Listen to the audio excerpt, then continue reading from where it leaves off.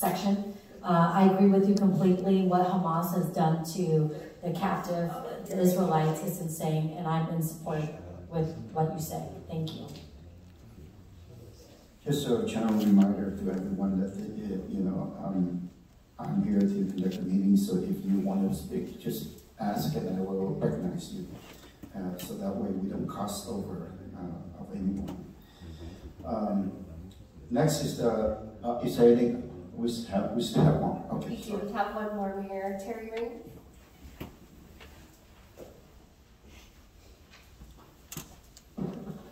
I think people are confused, so this is a public hearing.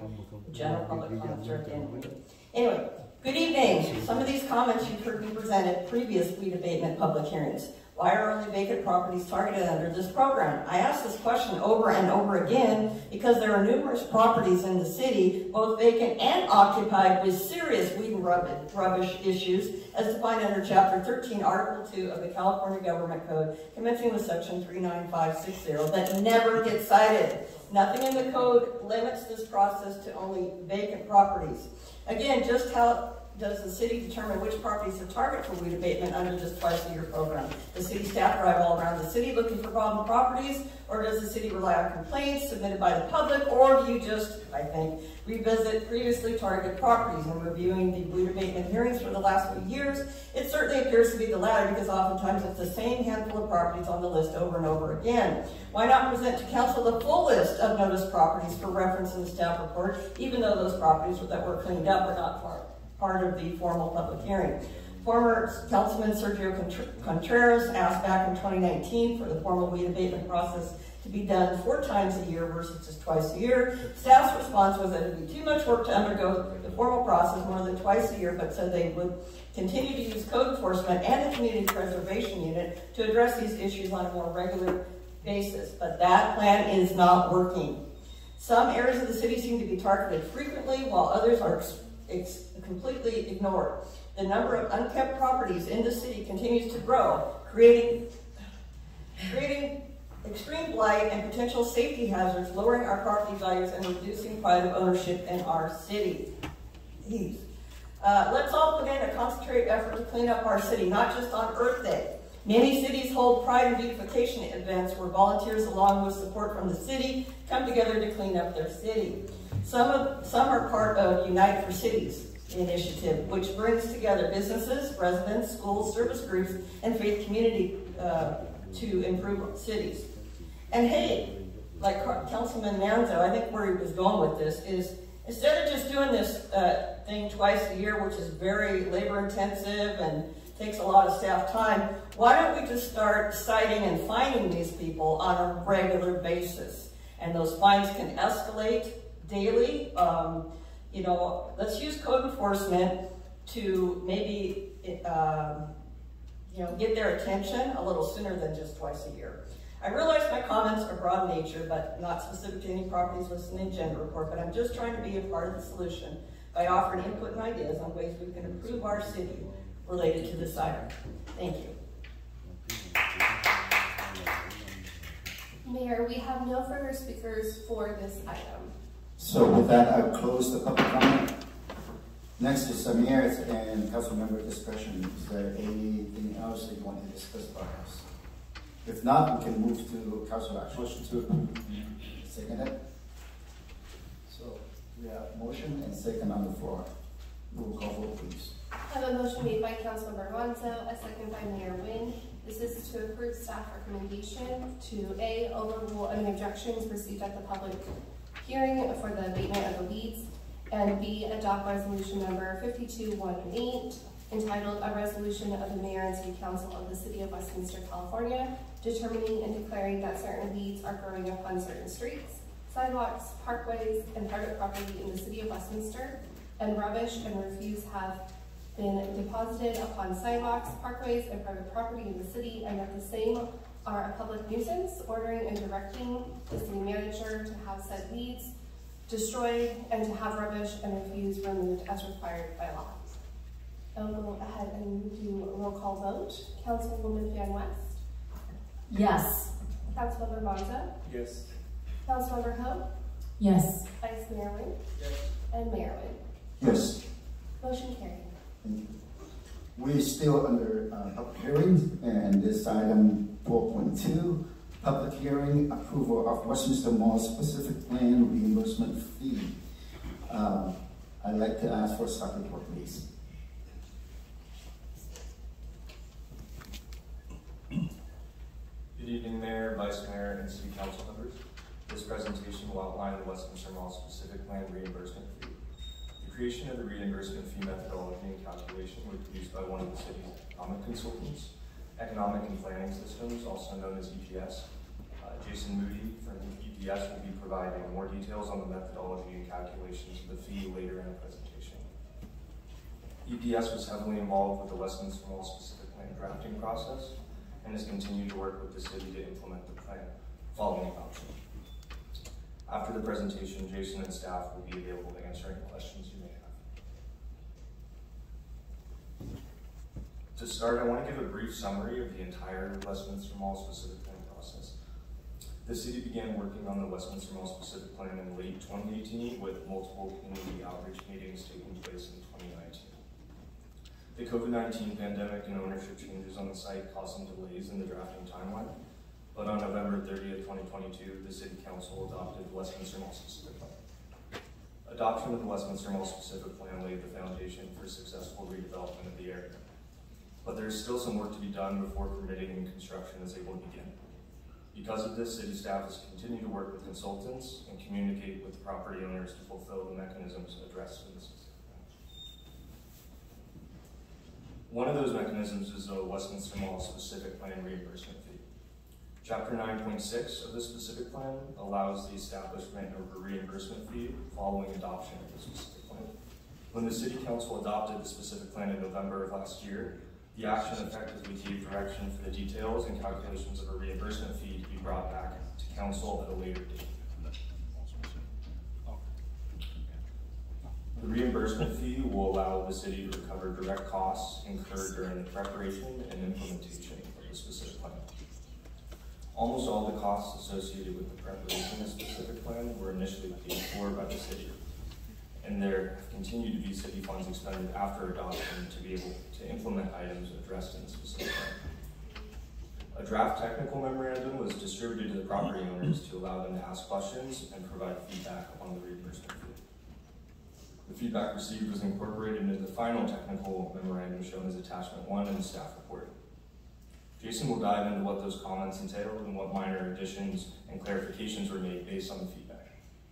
A decision tonight to adopt the proposed resolution chosen as attachment 2 will approve and activate the reimbursement fee. Now I'll hand off the presentation to Jason Moody to share the details of the reimbursement fee.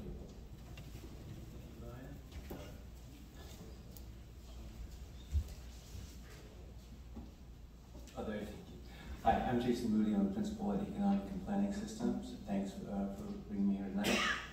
Our firm did prepare the technical memorandum that calculates this fee based on the data that was provided to us by staff. The fee of this nature is authorized under State Government Code 65456, and that code allows cities to recoup the cost of planning costs for specific plans and CEQA, and that's what this fee does. It's a one-time fee, which means no one pays twice, just once. The fee would be payable upon building permit or grading permit, whichever comes first. And the total fee is $25,540 per acre, which would be adjusted annually by the CPI, so that if someone doesn't initiate a development process for 5 years, that fee would go up based on, so that the real cost is constant, so based on inflation.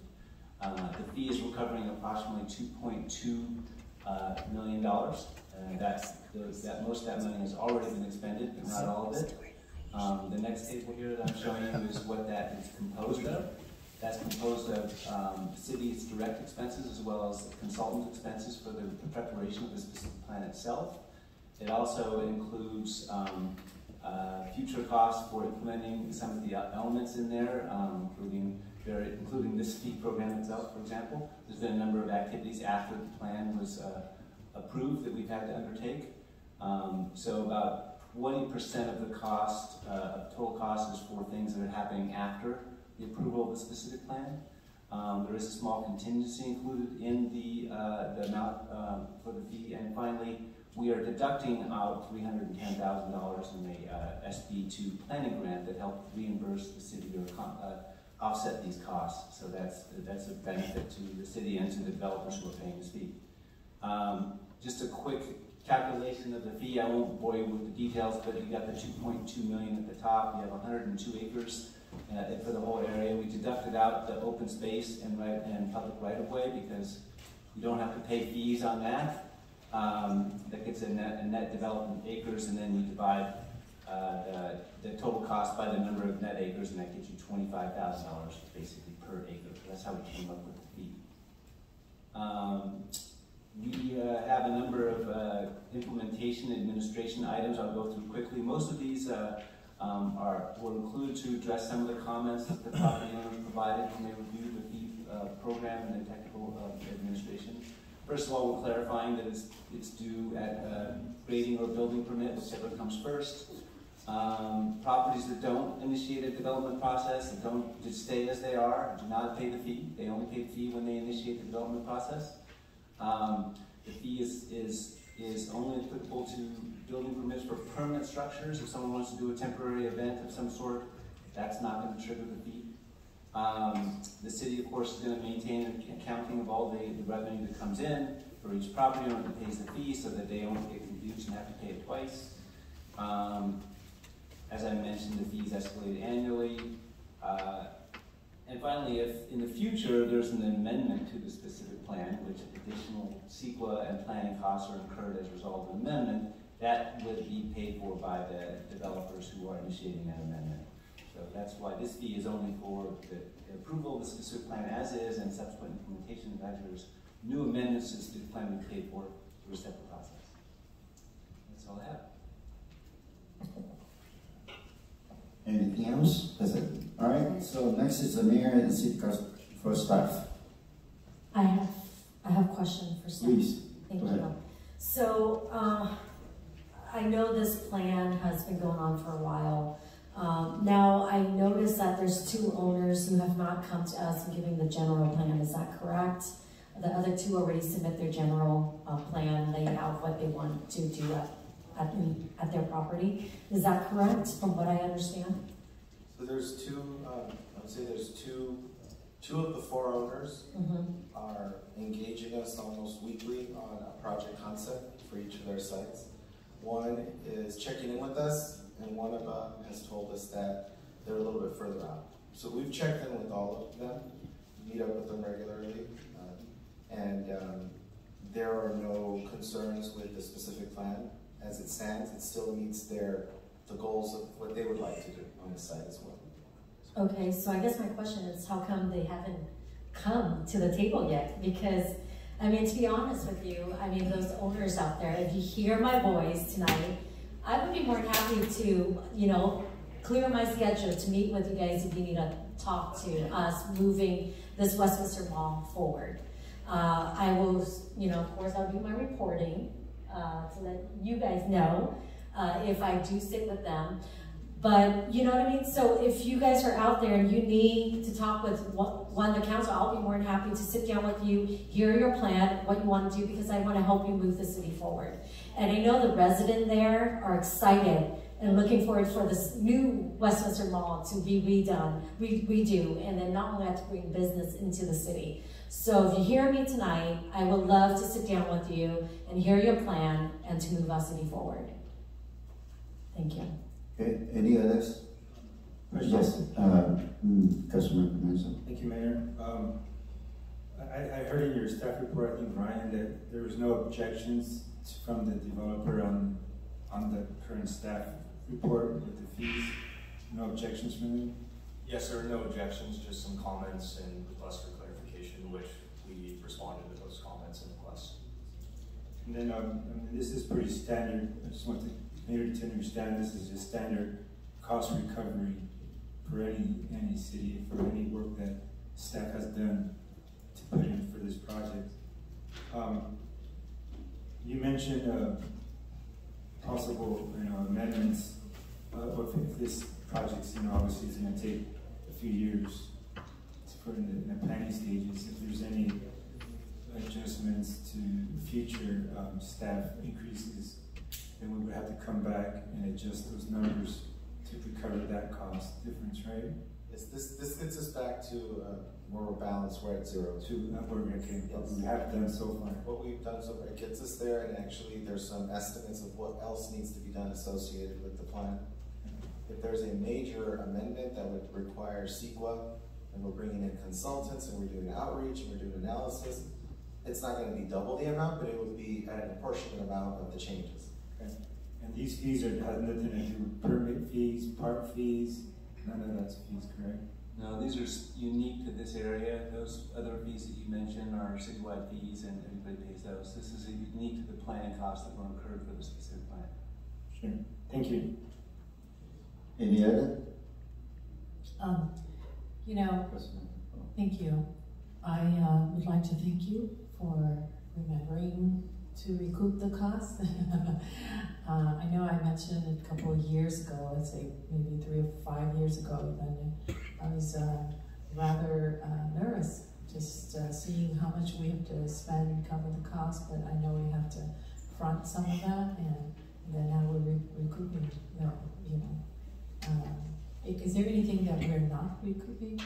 Any costs that we're covering and not recouping that you know of? Direct costs, the city did a very good job of keeping track of all of the costs, particularly the costs that were direct costs that they had to pay consultants.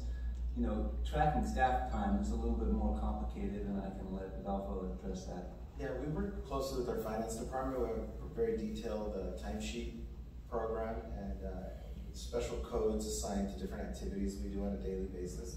So it was pretty easy for Aaron. I shouldn't say it was easy. It was Aaron who ran the study and then generated the number of hours, and then to that we applied the rates, the fully burdened rate. So that's the rates that are benefits. All of those rates are attached to the hours we put into the project, and it accounted for increases over the years. So it's a very, very detailed accounting of all the hours spent on the project by everybody, including the city attorney, including planners, city manager. Everybody's is in there. Great, thank you very much. Thank you, Director Aaron Baxter.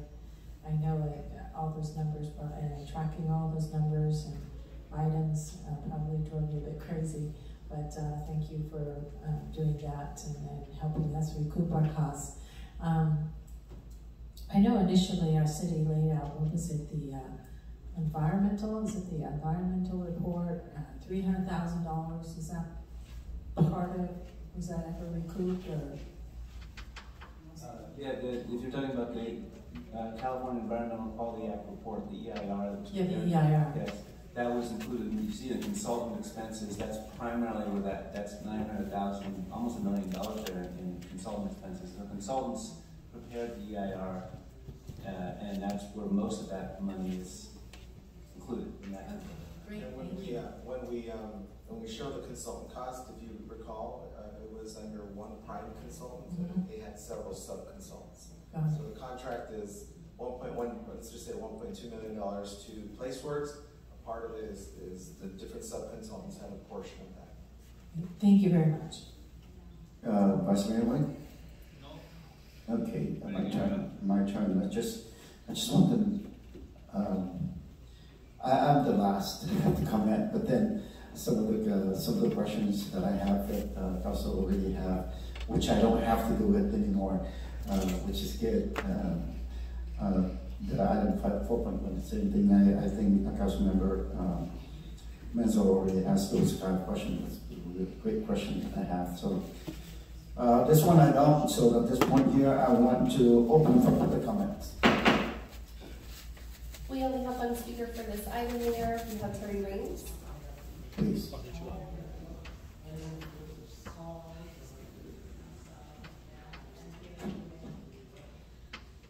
Good evening. I sent an email to city staff on Friday asking why they did not include the comments and feedback received from the property owners that resulted in the minor revisions and clarifications made to the technical memorandum prepared by Economic Planning Systems, Inc., as referenced in the staff report, so that the council and the public could review ahead of time.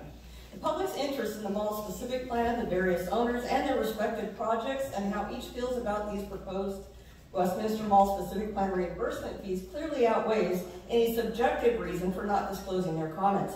It is just important for the City Council to have this information before voting on the proposed fee structure. And it is just important for both the public and council to know exactly what revisions were made based on the owner's feedback and which owners have the most influence on the proposed reimbursement fees. The entire Westminster Mall specific plan implementation and related projects must be fully transparent to the public.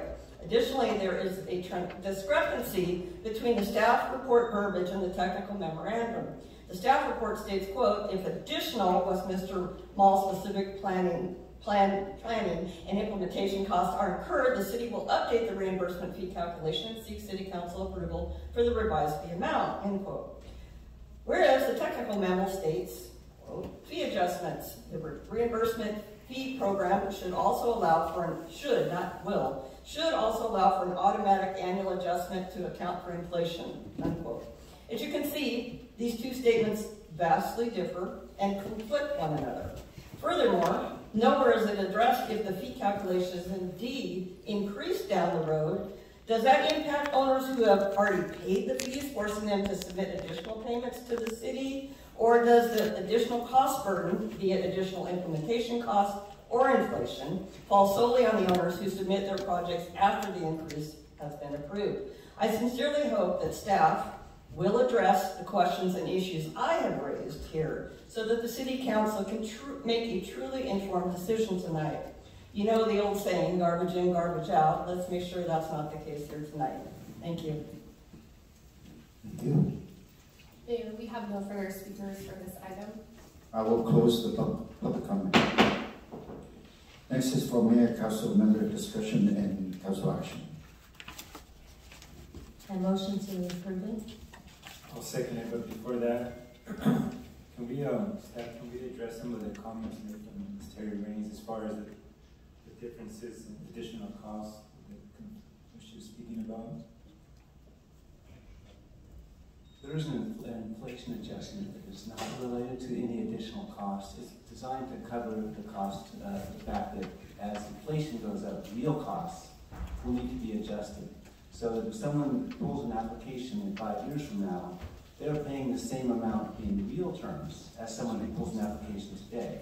Because if they just paid the nominal number, they would be getting a much better deal. So it has nothing to do with the cost of the preparation of plans. So those two things are not in conflict at all. If you keep the cost exactly the same, you still will need to adjust for inflation. The second comment, I think that was the main point that she made. I would say about the comments we received from the property owners, none of the comments affected the fee amount. So the fee amount was unchanged there was no change to the fee amount from our original analysis. There were some questions and comments about clarifications about how the fee would be implemented, when it would be payable, things like that, which we, in this table here about implementation and administration, we tried to clarify that information so that the property owners knew when they would pay the fee, for example, or if it would be payable for permanent structure or temporary structures, things along those lines. So they were just clarification so that they knew when they would be responsible for paying. Thank you. All right, we have a motion and second on the floor. I have a motion made by Councilwoman Fan West, a second made by Councilmember Monzo.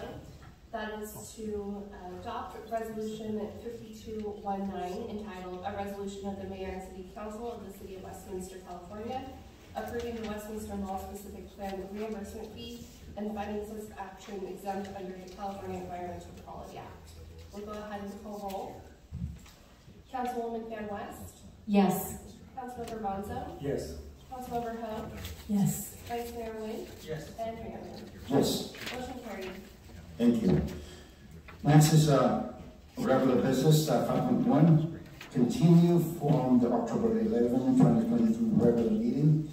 City Council appointment to the Westminster Community Foundation. And this is applied to Councilwoman Fan West appointee. So, Yes, thank you, Mr. Mayor. So I mentioned to you guys last week that I have, been talking to a couple candidates for this position for the Westminster Community Foundation. Because I want to make sure that it's a right fit and what they can give back to the community. So I have 2 appointees. I know that one of my appointees left because, there's basically, he just feels like he's carrying the weight, and so he left the foundation. The second appointee that I appointed, they're both business owner, and they're also fundraiser. That's their job. One of them who left, that's his job. He fundraises. So he has a lot of connection. And then the other one is a business owner. They're they lend out loans. They're lenders. So they have a lot of connection too, but because Zoom was not available and they have to travel for business, and so that's why they cannot meet for that reason, because there's no Zoom. So both of them, great people that I believe could give back to the Westminster community, but because of what was in play, they're not able to make it for this. So I have 2 new members, which I believe are great assets to this Westminster community. The first person, her name is Topaz Tran. She is an amazing person who will be a great asset to this foundation. She is the vice president of the public relation for VBS, the Vietnamese largest television network in America. And I believe that she will help us fundraise to be able to give, have another income of money source into the city to make sure that we continue to have different events, for example, the TED Parade coming up, senior citizen, homeless situation, that they can have funding for that, youth mentorship, all the things that you guys want in the city, and I believe that she can do that with her connection. Now, the other person I want to appoint is Casey Woolert. He is locally raised in Orange County here. He has his BA in Business and Economics. He is the CEO of his own company, Vertex AV, which is smart technology that install audio video equipment to homes, corporation, buildings, whatever you name it, he can do it. So I know with his connection, he will be able to streamline some source of donation into our city. So those are the 2 people. I have their contact. I will give them to you. And I know they'll be a great asset to this foundation. Thank you. Is there a motion to that? Mayor, before I second it. I motion to move forward. Before we get to the motion, I just wanted to confirm with you, Councilwoman Van West, for both of your appointees, which one is for the term ending January 2025, and which one is the term ending January 2026? Thank you. So 2025 will be Topaz Tran. 2026 will be Casey Wolbert. Thank you. And I motion to Thank you for approve. clarifying. There's a motion? Yeah, I motion to approve. Is there a second to it? You guys don't want to have my person? I mean, that's what you guys are waiting for, right? I need a second. A second. Are you guys here? I think Mr. Mayor seconded it. You didn't? I haven't. I just. Oh, you just asked. Oh, okay. Yeah. So, we have a motion and second. Yes, A we little do. confused. So I have a motion made by Councilwoman Van West, a second made by Councilmember Ho, and this is to appoint the 2 appointees for Councilwoman Van West. Yes. We will go ahead and call roll. Councilwoman Van West. Yes. Councilmember Ronzo. Yes. Councilmember Ho. Yes. Vice Mayor Nguyen. Yes. And Mayor Nguyen. Yes. Motion carried. We already gone through 5.2, so moving on to 7.1. Continue from the October 11, 2023 regular meeting. Appointment to Park and Recreation Commission for 2022-2024. This item applied to Vice Mayor Nguyen and Councilmember Committee for appointees. So let's go with Ms. Ho, Councilmember Ho. Okay, thank you so much, Mayor. At this time, I just want to make a comment. First of all, I'd like to thank my longtime Parks and Recreation Commissioner Con Nguyen for serving so many terms, and I know that sometimes it's very hard to find someone I think really these days we've experienced that it's very difficult to find volunteers. So Con has been Park and Recreation Commissioner for I don't know how many terms now. I think today I would like to make that change. I would like to appoint Christine Hernandez for Park and Recreation Commissioner for the year of that be 2022 to 2024. So like right now to the end of 2024. So I want to make a comment on that and why I chose her, because I think she's very qualified. I'm very impressed with her resume, and so I'd like to give her the opportunity. Thank you. Let's vote as a slate. So why don't you go ahead appoint yourself? Appoint your people. Vice Mayor. Yes. At this point, I would like to appoint Mr. Tim Hogan to be my commissioner for this Park and Recreation Commission. Was there a motion yet? I motion to approve it. Second. All right. Okay, we have a motion and second on the floor. Yes. I have a motion made by Councilwoman Van West, a second made by Councilmember Monzo. That is to approve the two appointments. Councilwoman Ho for appointment of Christine Hernandez and Vice Mayor Nguyen for appointment of Tim Hogan.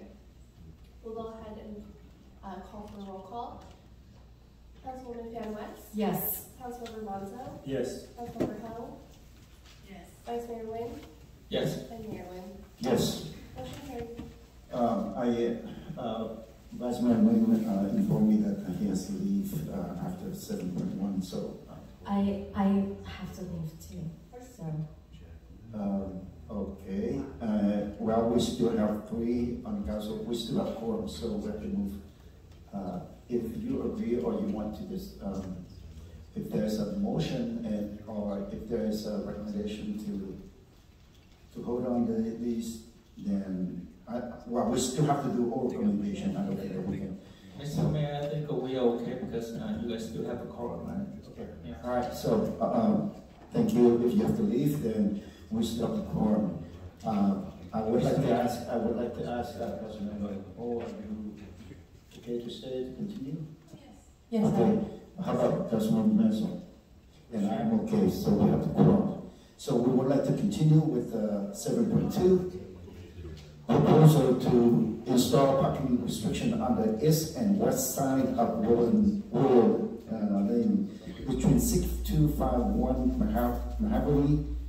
Mahogany Avenue and 14202 Willow Lane. Sorry about that. TC point 23-101. So may I ask for a staff report, please? Sure, I'll make this pretty brief. This is staff initiated. In our corporate yard, our police department, they're really good when they're out and about in their vehicle, city vehicle during the course of the workday.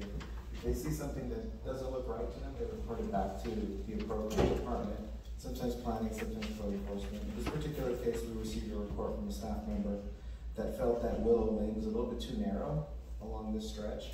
So this is an illustration of Willow Lane. It's a bend in the road, right there where Mahogany becomes Willow. This area is located south of the 405 freeway to the east of Springdale. And they were right. As you can see up here where the little thing is, it's a 36-foot section. So according to our municipal code, this portion of the roadway that is 36 feet or wider is capable of handling 2 through lanes and 2 parking lanes. As you can see as it goes through the bend in the road, are you able to see, sir? Nothing on our screen. Nothing on our screen.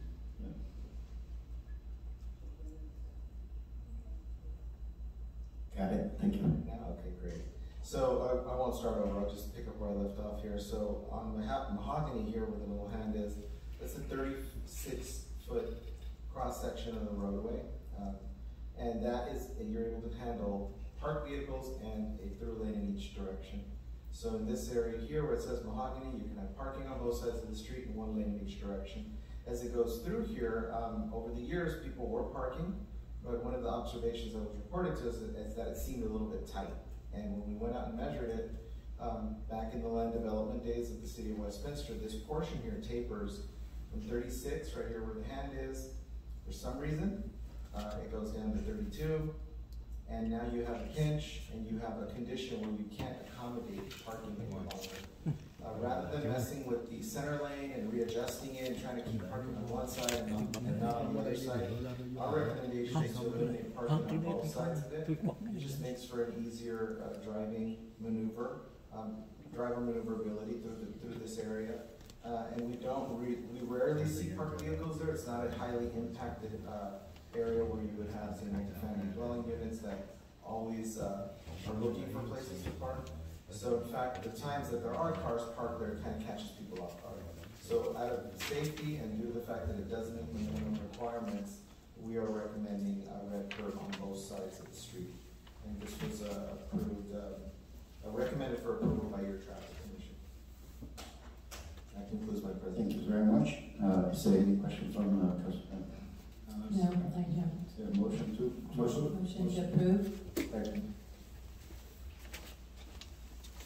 I have a motion made by Councilmember Manzo, or I'm sorry, Councilmember Ho, a second by Councilmember Manzo.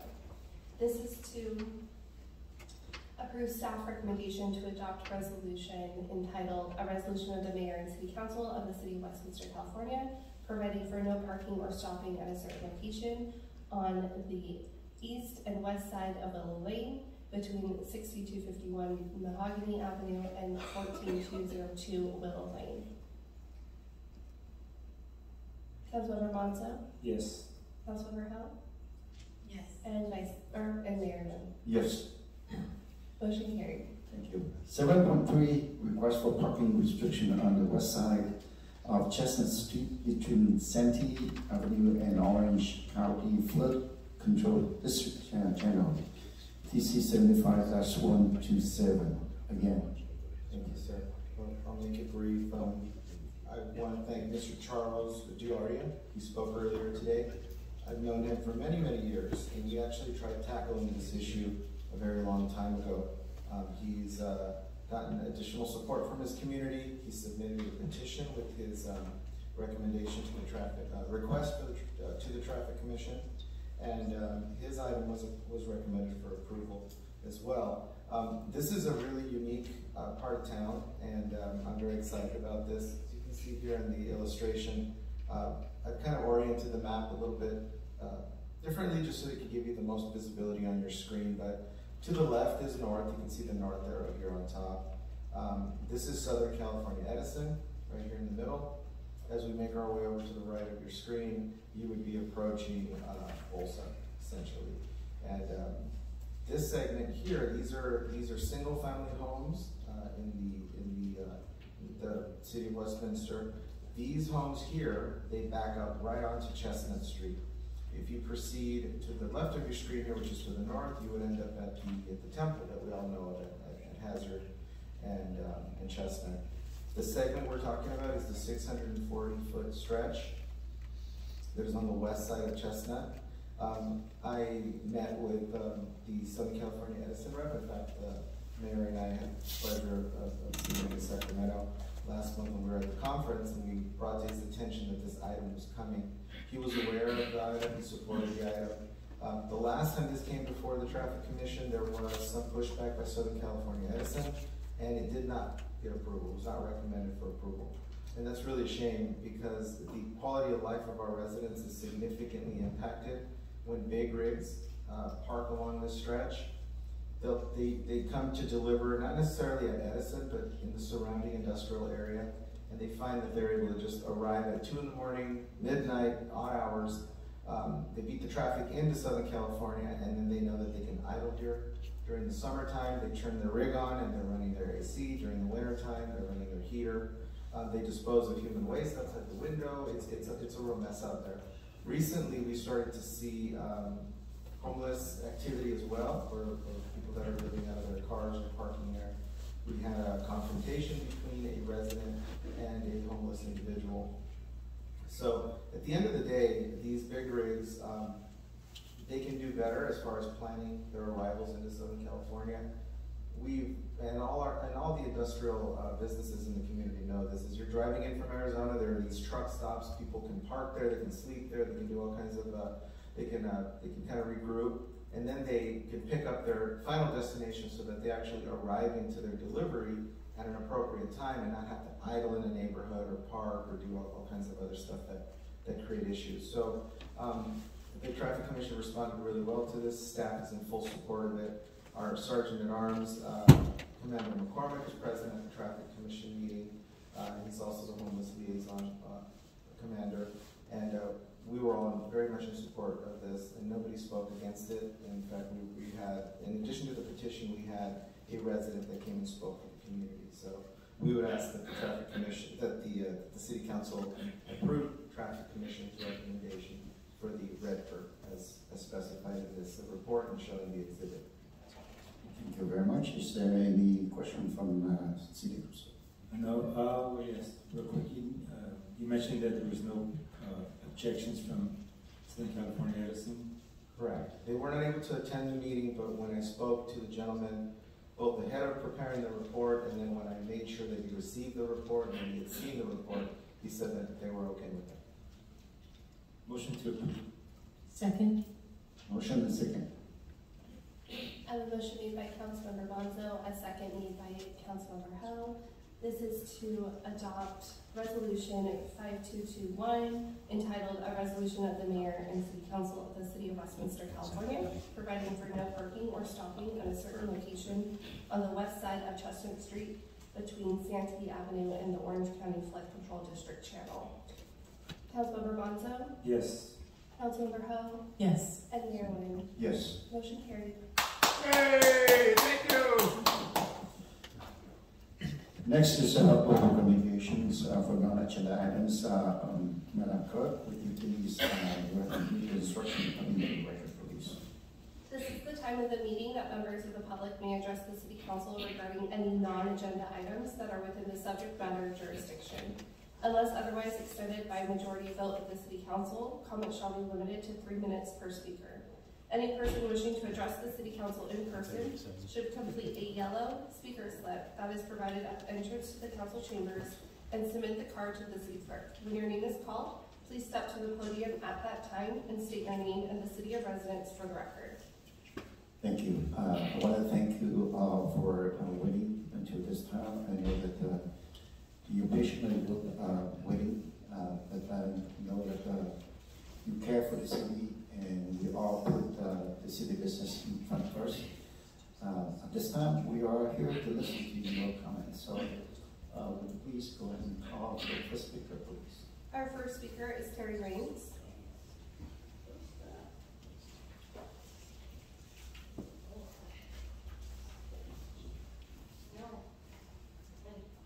I'm sorry, our first speaker is Terry. Hey, am I No, I'm doing my own speech. interpreter? No, that's when you're called on. I need called She's doing hers first and then you're after her. Oh, she is. Yeah.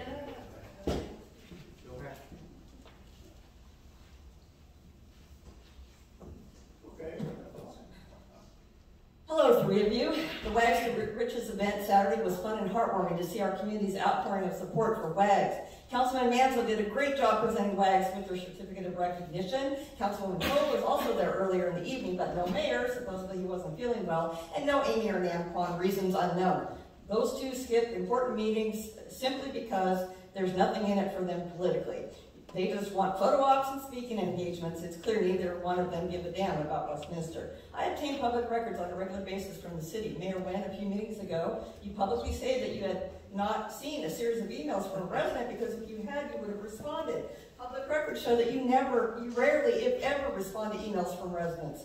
You, Amy, and Naquan also refused to turn over cell phone text messages related to city business, which is a violation of PRA law. Now that you have forced us to stay until the end of the meeting to speak about important city issues not on the agenda as an attempt to silence your critics, you must bring back Zoom access immediately. Amy, it was disturbing to see, I'm just going to pretend she's here, your reply to a comment about me indirectly under the city's official Facebook post about Sigwood Park pickleball courts, written by Win-Win, a fake Facebook profile belonging to Tony Bowie and Naquan or one of their gang. Quote, I do hope the Karens and Kens will spend more time at this court and less time at council meetings, unquote. She responded, LOL, with 4 exclamation marks and 3 laughing emojis. Real classy, Amy, not. With you on this council, Amy, we need more Karens and Kens to speak out at council meetings. And you continue to post inflammatory non-city business crap on your own official page, which is wrong. Amy, I just heard you got your ass handed to you on a platter at the OCGOP Central Committee meeting on the 16th, which made me laugh.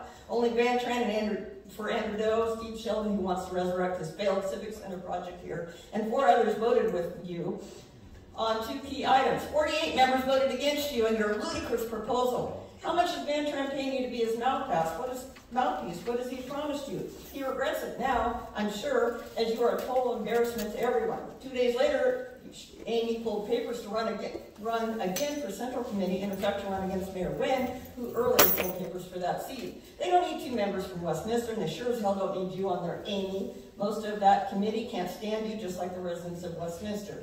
Amy, sorry you're not here, you signed an email to the Central Committee's leadership as Councilwoman, Garden Grove. Seriously, we know you can't write emails like this by yourself, but surely, if you weren't illiterate, you would at least proof them before sending. Yep, this little narcissistic waffle doesn't even know what city she represents. Oh my God. In that same email, Amy spelled the subject of her email, Janet Wynn's last name, incorrectly. The most common Vietnamese name on the planet. You are Vietnamese, aren't you, Amy? And lastly, I want to know when the city's going to introduce an ordinance to ban storing RVs for free on our streets. I have a short response to you. I object to the accusation that you tell me that I did not respond. I spent a lot of time talking to people, responding to people, and I don't mean to, but no, it's my time.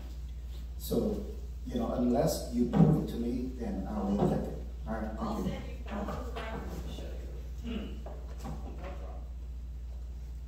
Our next speaker is Nguyen Hung.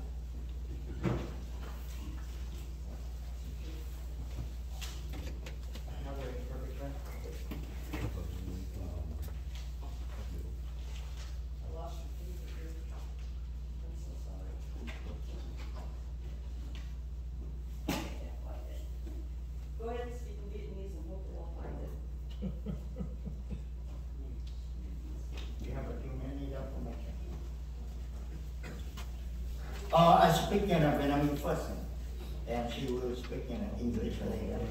Ladies and gentlemen, tôi yêu cầu cung cấp báo cáo SA1 về vụ tai nạn ngày 27 tháng 5 năm 2023 tại 9938 Busan Avenue, Suite 117, Westminster, California 92683. Kính thưa quý vị, tôi tên là Nguyễn Hùng, thường trú tại thành phố Westminster.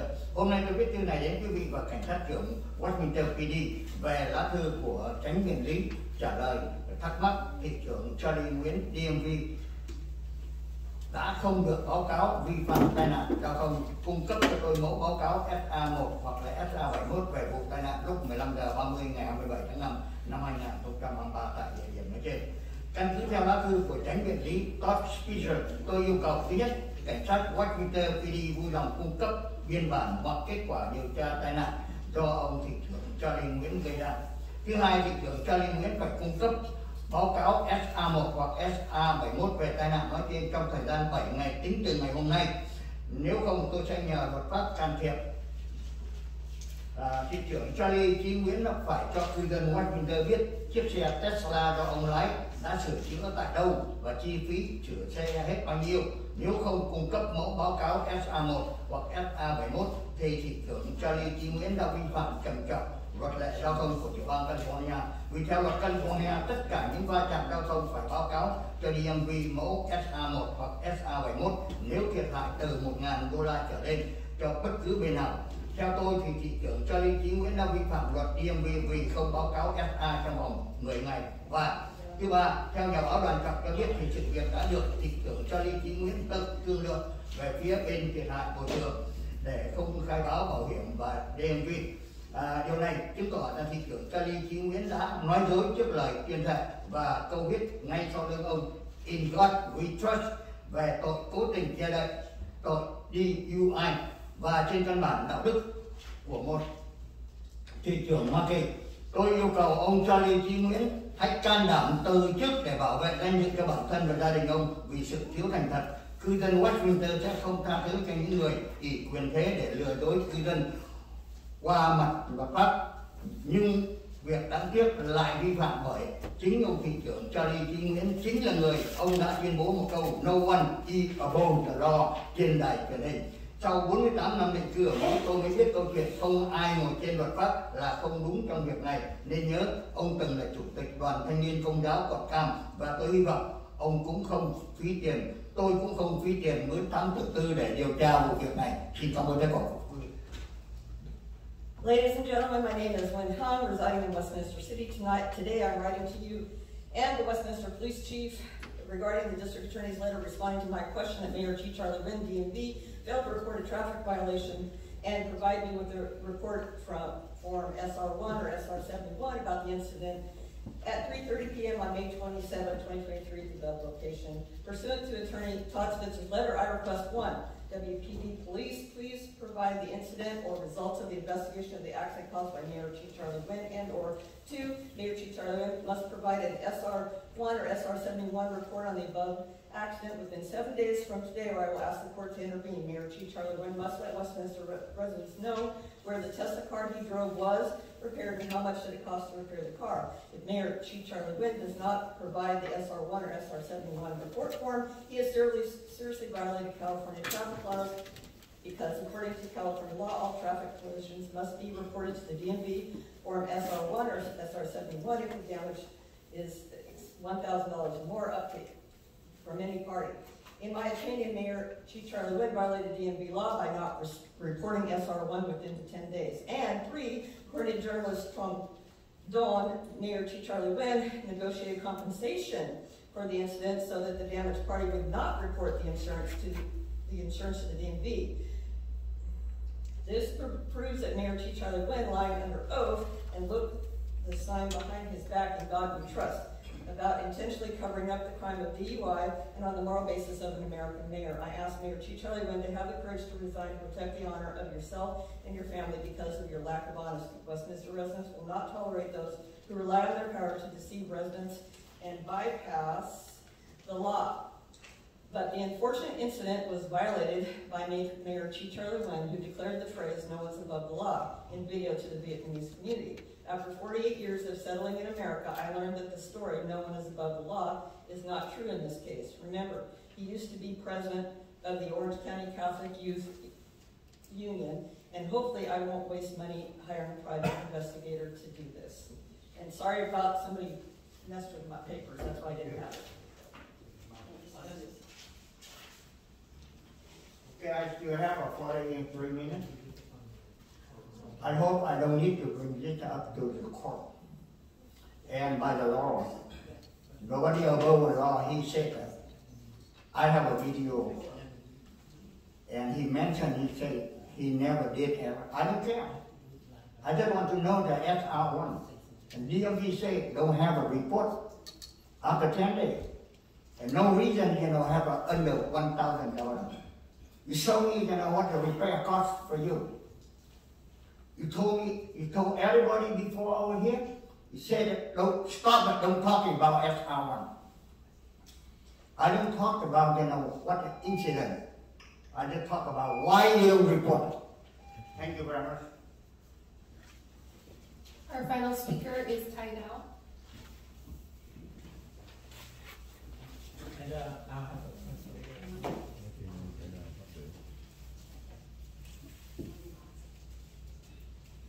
Good evening, everyone.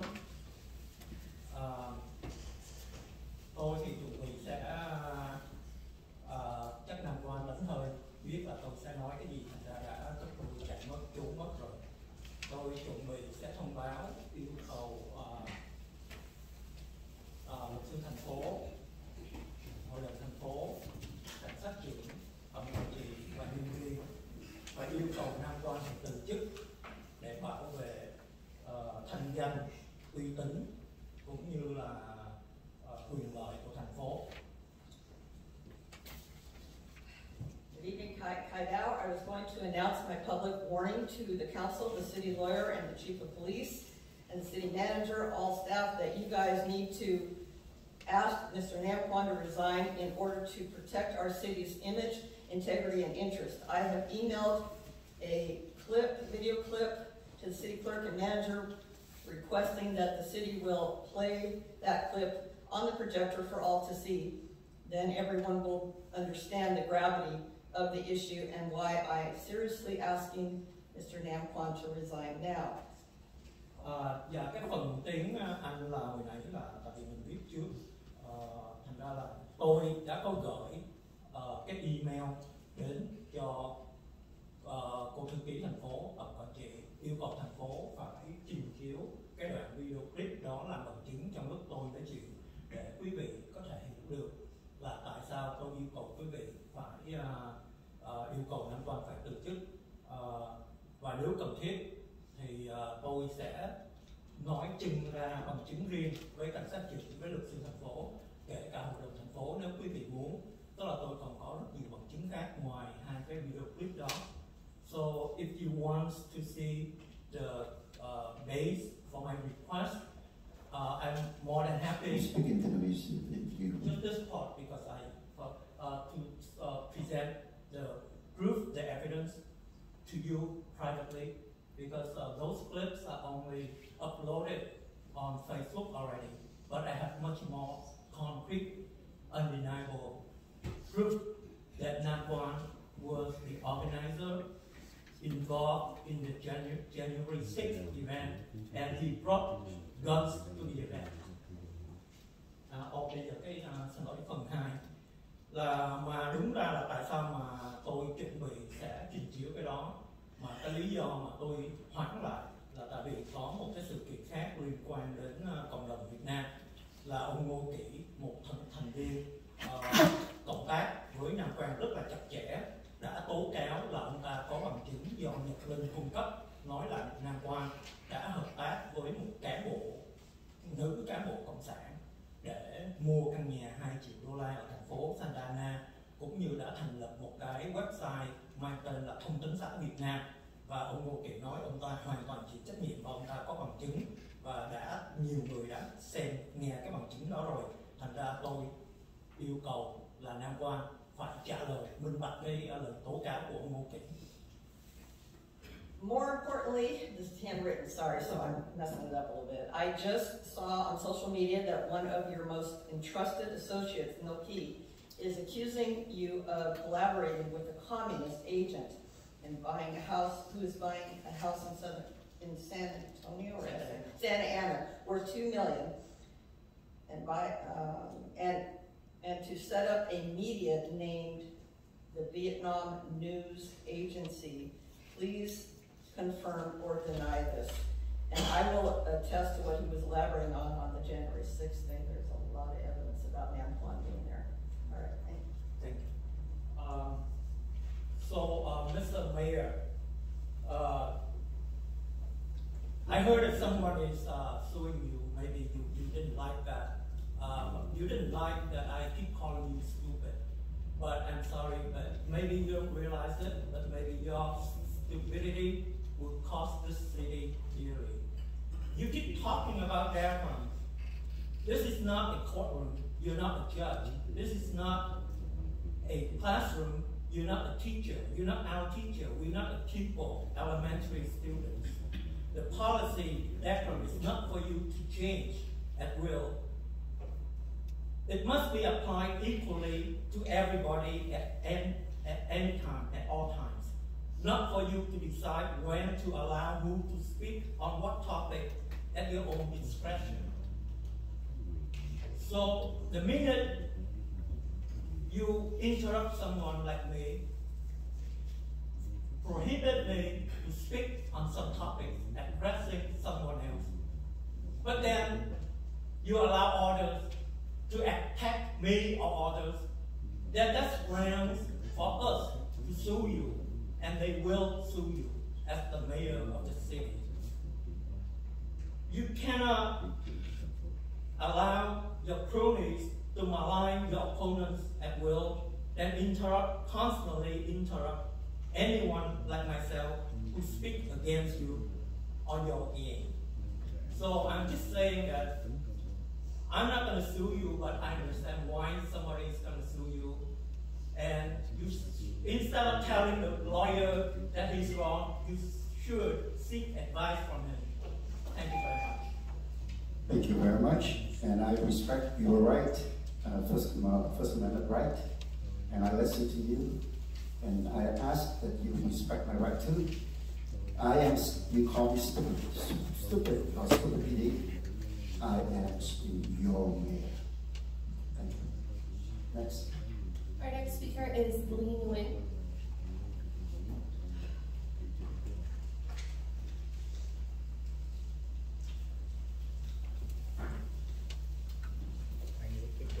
Good evening, everyone. I know I should read in Vietnamese because there's no Vietnamese left here. Trong lần họp trước đây thì chúng tôi có thắc mắc về việc ông thị trưởng tông xe vào một quán cà phê trên đường Bôn Sa. Ông đã nói rằng hãy để câu chuyện này ở bên ngoài, đừng đưa vào trong buổi họp của thành phố. Thưa ông thị trưởng, nếu một chuyện như vậy xảy ra trong gia đình của ông có thể cấm những người trong gia đình nói chuyện này không? Ngày nào quý vị còn ngồi trong những chức vụ này, ngày đó người dân chúng tôi có quyền được biết về những việc làm của quý vị mà có liên quan đến thành phố. Quý vị có thể biệt miệng được những nhân viên công lực của thành phố, nhưng không thể biệt miệng được những người đã đưa quý vị vào ngồi trên những chức vụ này. Sau gần 20 năm ngồi trong thành phố Westminster, đồng chí Chí Tạ đã có công trạng rất lớn lao là đã mở rộng cửa cho các đại gia đỏ trong nước sang chiếm cái thủ đô tị nạn cộng sản của chúng tôi, và họ rửa những đồng tiền hôi tanh của họ. Nhờ vậy bây giờ chúng nó đã đưa được đồng chí Chí Tạ lên được tới Sacramento. Không biết chúng nó còn đưa đồng chí này đi xa tới đâu nữa. Còn quý vị, từ ngày ngồi trên những chức vụ này, quý vị đã làm được gì cho người dân chưa? Hay chỉ đưa thêm việc cộng sản đi ngày càng nhiều hơn? Tại sao quý vị không nghĩ đến hàng triệu người lính Việt Nam Cộng Hòa và hơn 58.000 chiến binh Hoa Kỳ đã bỏ thay cho quý vị được sống sung sướng ở đất nước yên bình này? Tại sao quý vị không nghĩ đến gần nửa triệu người Việt Nam đã bỏ thay trong lòng đại dương, trong rừng thẳm mà không bao giờ họ đến được bến bờ tự do? Chúng tôi là những người đã liều chết chạy trốn cộng sản. Chúng tôi không thể ngồi yên nhìn quý vị chào đón việc cộng sản đây. Thành phố thì trộm cướp nổi lên, người vô gia cư càng ngày càng nhiều, nhưng quý vị ngồi đây đòi tăng lương. Nếu không thể chu toàn được việc giao phó thì hãy bước xuống để nhường chỗ cho những người xứng đáng đại diện cho chúng tôi.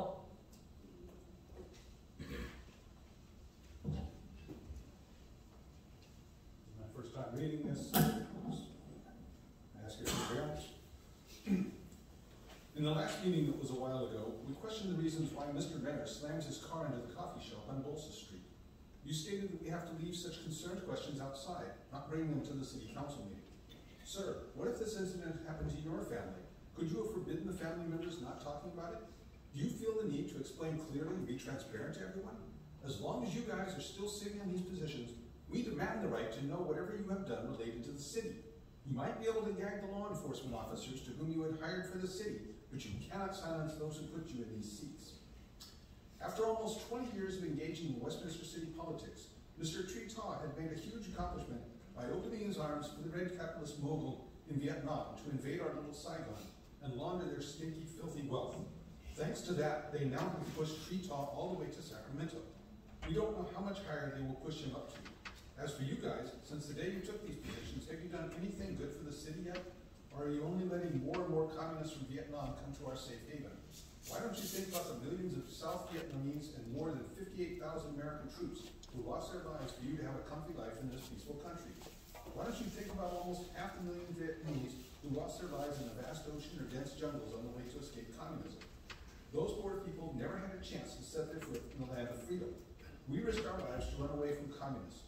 Therefore, we can't stay still watching you guys welcoming communists here. There have been robberies recently. There are more and more homelessness rising arising in the city while you are sitting there asking for your salary to be raised. If you can't fulfill the job, then please step down. We will make room for those who are eligible and qualified to represent us. Thank you. I think it's very ridiculous.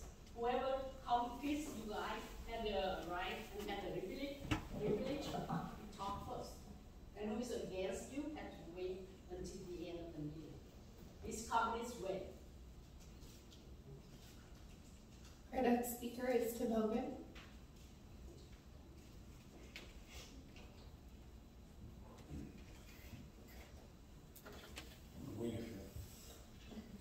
Fools take counsel only from themselves, while the wise seek the counsel of many. I learned from everyone I encountered. I tried to, at least. My first 7 times that I came to this council and spoke, myself and what eventually ended up being hundreds of others, came in here to speak about Measure Y. We did that despite great opposition from the council, from people within the city. It was a strange situation, I must say. A strange situation. We're in here trying to say, hey, we got to do something to try and help this city. And on the other hand, there were people saying, no, let's not do that. But we did that, and we persisted. I persisted, and other people also came in, and we persisted throughout the time to do this.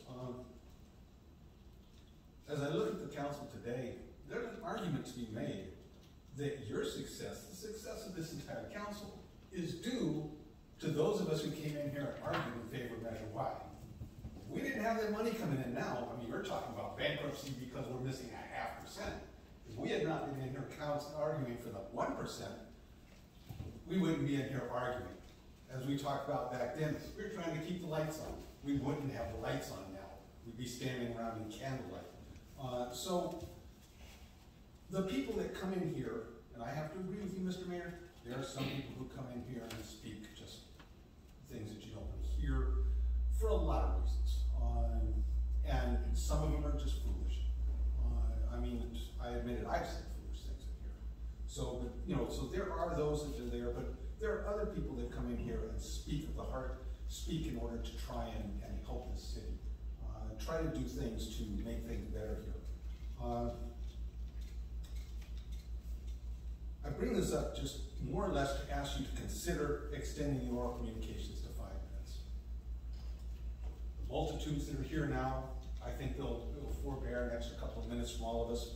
For myself, it was great when I came in here to be able to speak and be heard by the city staff, to be heard by more of the citizens, so that they would know what was going on in the city. Very few people are going to watch through 3 hours of this meeting in order to hear what a couple of people say at the very end. So if you would at least grant us the forbearance of being able to give us those additional 5 minutes, it would be great. We've waited a long time to get here. We would appreciate an opportunity to contribute to the city. I write everything I say here, I write. And that's so that I can make it as concise as possible, and it's why I read it when I come up here. So it will be as concise, and I will keep it within that 3 minutes. It's very hard to say what I want to say in only 3 minutes. Mayor, we have no further speakers for tonight. Thank you very much. Again, thank you for coming out and express your opinion. Although, whether we agree or disagree, that's fine. We're here to listen. So the next item is going to be the comments from the City Council and agency member, including AB 1234 report. So let's start with Councilmember Mesa. Thank you, Mayor. Thank you all for staying to the end. I know it's hard to wait, and there's a lot you want to say, and I appreciate you taking the time to be here. I know it's frustrating, but please just keep doing it. Us residents here in council, we all need to hear your concerns, and so do your neighbors. So continue to do what you do. Even though you may not see it, people are out there and they do care. I want to, one of the programs that I didn't happen to make it to policy, because the policy is still out there. I just think over the years, I think maybe COVID has something to do with it, but we had that policy, city manager, about honoring local veterans or just veterans at our city council meeting. I would like to, the policy is still there as I understand. I would like to restart it and maybe have it on our social media, our website, residents nominating local heroes, and so we can honor them here at our city council meetings. So I would like to see that restarted. The other thing I want to bring up is that we had a really good time at our opening ribbon cutting for our pickleball courts. It's also a very welcoming asset to have in our community for folks to get out there and learn to play the fastest growing sport in I guess nation. I guess it is. You know what? Yeah, I have found something as far as I visited up in Seattle, where I guess pickleball was invented, and I totally forgot to mention that during the ceremony. But yeah, it's a really fun time we had out there. I'd like to see everybody out there hitting the ball. Everybody was out there having a good time. Staff did a really good job. It was fun. Unfortunately, I missed the Garden Grove Compete Streets ribbon cutting this morning, but that is also something that our community, a really big asset, and really applaud the efforts of our Adolfo and all your staff bringing that to our communities. And thank you for that. This past Saturday, I attended the Wags to Riches fundraiser. That was an awesome, fun time we had there. And just for the record, somebody mentioned this, but the mayor really was not feeling 100%. I was witness to that, and he was going to be there, but he couldn't. Just want to make sure that people do that, as I'm saying it. There are things I want to, my condolences to Mr. Kenny Huang's family for his passing. And he was a real nice person. I didn't know him for very long, but whenever I did speak to him, he was very respectful and very kind. So sorry to hear for his passing. So that's it, staff. Thank you for all you do, and Mayor, thank you, Councilmember Kimberly Ho, for staying and so we can complete this meeting. So thank you. Thank you very much, Councilmember Menzo. The next is Councilmember Hunt. I'm going to try to repeat some of the things that Councilmember Manzo already said. I'm downstream from him, as you know. I am, actually, I laugh about that, but I'm very thankful because he's very thorough. But I do want to touch on the pickleball court ribbon cutting ceremony that we had, and we, just for the record, council versus staff, and then Council won. So that's for the record. Some of us actually took it very seriously. Took off our shoes, and we didn't really plan on. I was in heels, and I, ended up with like go barefoot. But we were very serious. If you want a rematch, just let us know. But for now, the record shows that council won. Yeah, it was Councilmember Kimberly Ho and our team, so if we're up for a rematch, anybody wants to take us on. Yes, definitely. So that was something that Councilmember Manzo, who was very nice, didn't want to let you know that we won. But, so you left that out.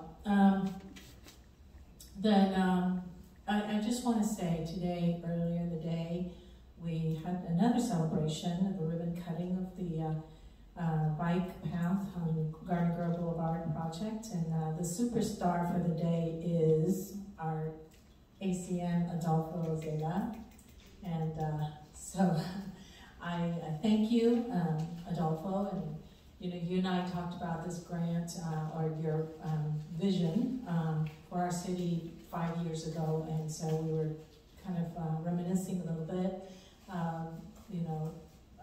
right on site earlier, and talking about how long it takes receive such a grant, and there's never a guarantee, right? And so I'm always, and even before I got on the council, I think I was I served as a traffic commissioner at the time when I first met you. I thought, wow, you know, I got a little tour, got, you know, details about traffic and things that Adolfo was in charge of. I was very amazed, and one of the things I was amazed at was the grant, how you managed to secure grant after grant. And so this one was a $2.7 million grant. Well, I am so pleased, so proud, and that you did it for our city, our citizens.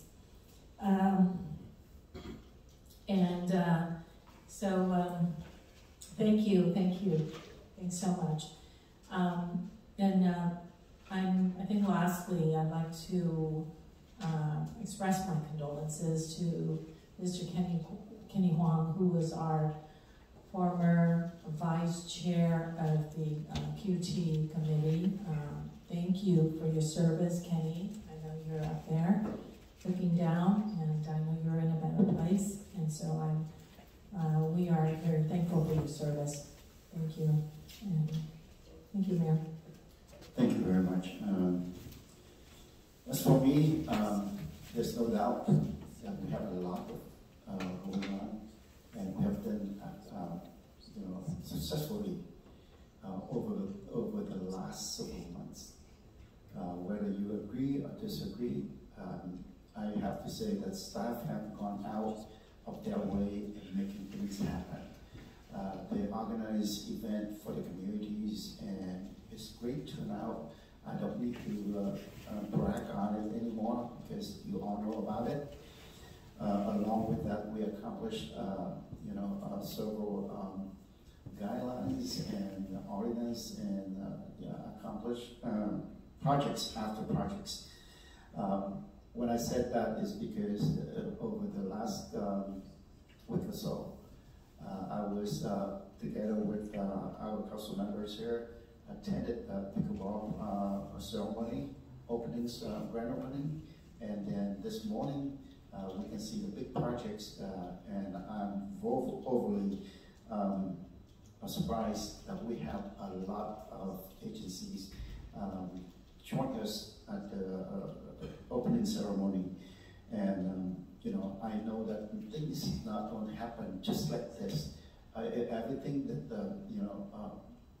that at that scale, the staff has to put in a lot of effort to make that happen.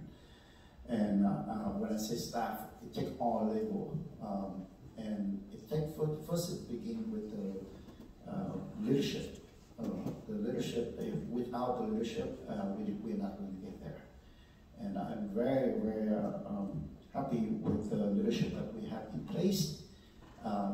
And I want to thank you, each and every one of you, whether you are a supervisor, or the director, or assistant city manager, chief of police, commanders, or city attorney, including our Madam Clerk here, for putting your time in and make that happen. As you also heard the report from the city manager earlier at the beginning, that there are more and more bigger and better activities that are planning in place, including the parade event. That's one of the big events that I know from Park and Recreation that they are working really hard to get it going. So, from the bottom of my heart, I want to thank each and every one of you for the effort that you put in to make the city going forward. I also attended the State of the City of Yorba Linda. Over the past few months, I was able to attend the State of the City for Placentia, and then just recently for the Yorba Linda. Like I said earlier in the last meeting, there's a lot to learn. you go out and you learn a lot from different cities, and when you go back and you can relay that message to the people here or the city staff, so that we can learn and move on. And the only objective is to make this community better and better every year. Talking about the Còn này hả? Quan tâm dữ. Đây đi.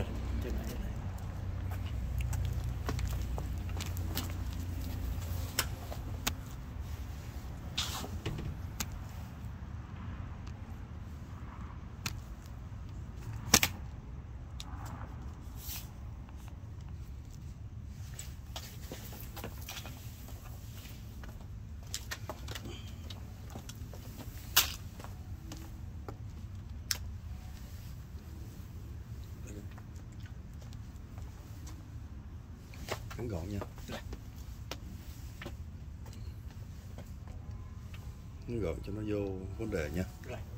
Chúng tôi đủ hết, không kịp giờ. Mình không muốn ở lâu cả tiếng đồng hồ đâu. Testing. Nhé.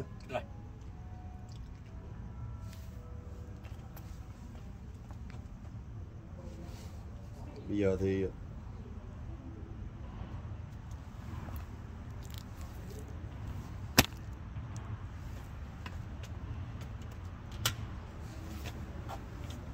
đứng vô hỏi vài câu luôn.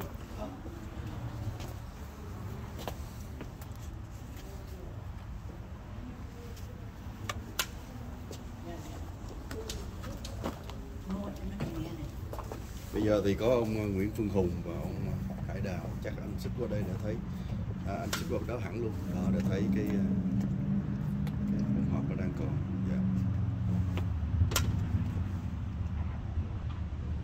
Ông Nguyễn Phương Hùng, ông tiếp tục nói về cái vấn đề của ông Charlie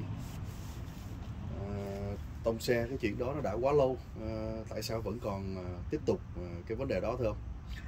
Vâng, thưa quý khán giả của phố Busan TV, và nghe một lời chào và cảm ơn Vũ Hoàng Lân một câu hỏi rất hay.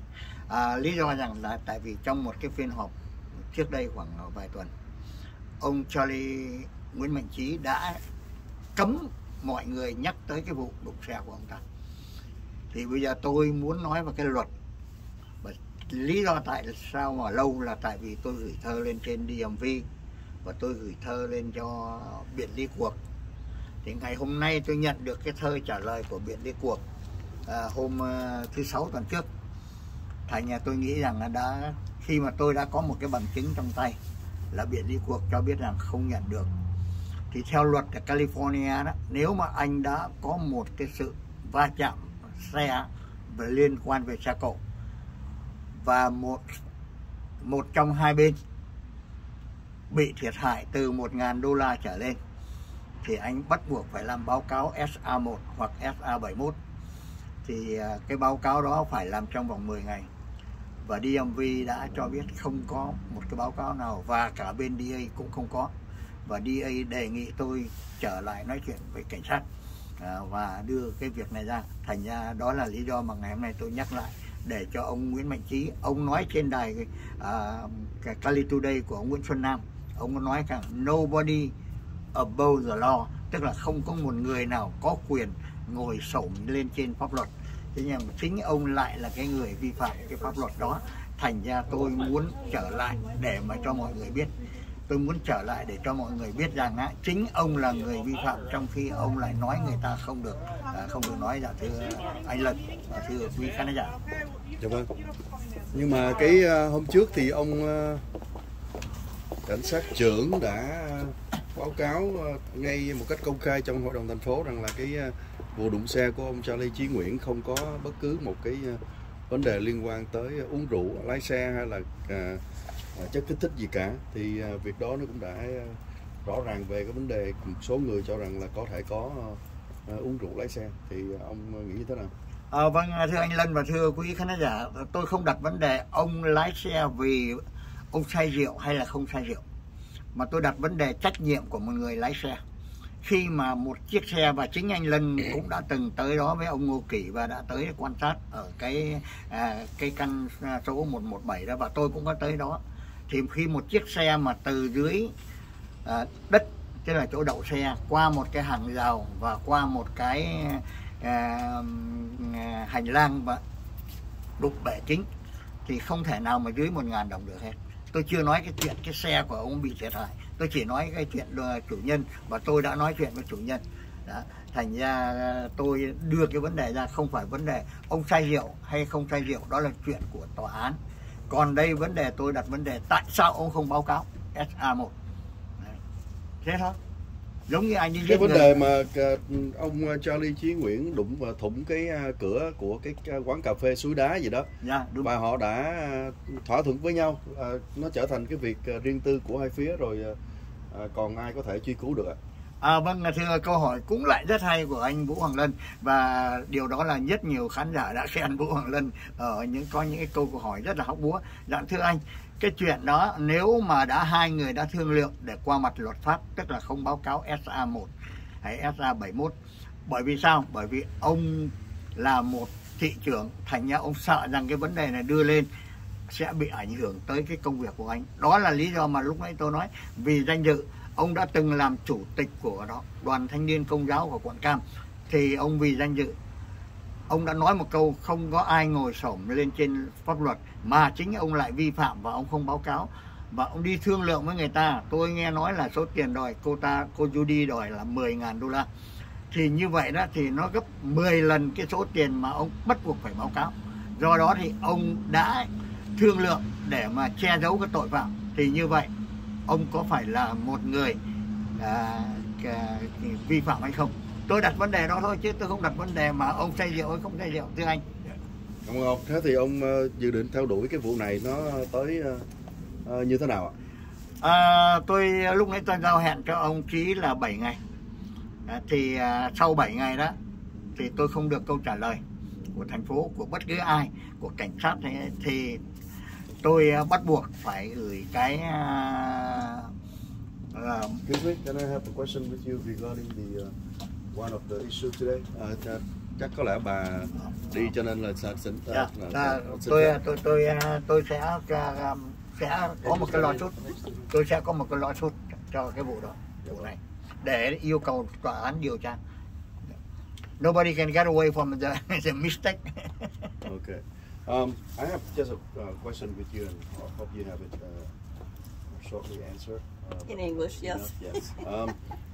What do you feel about, or what do you think about the suggestion of changing the name of the street to Vietnamese Hero and Freedom Street?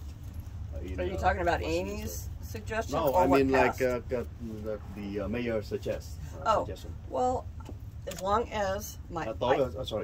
Tôi hỏi bà ấy cái ý kiến của bà ấy như thế nào về cái đề nghị của ông thị trưởng thay đổi, hay là không phải là thay đổi nữa mà là gắn thêm cái tên tiếng Việt, chữ tự do, đường tự do như đường Nguyễn Trãi, đường Lê Lợi vào trong một vài cái con đường chính của thành phố. Please.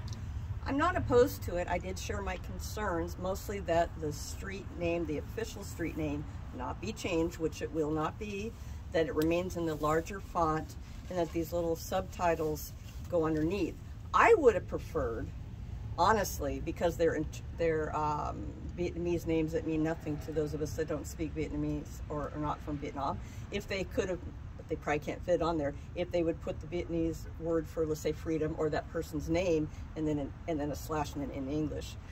But, you know, I'm not opposed to it. I just don't want to see the entire city like that. And I am vehemently opposed to Amy's proposal, which did not even get a second, which was to really like completely rename streets.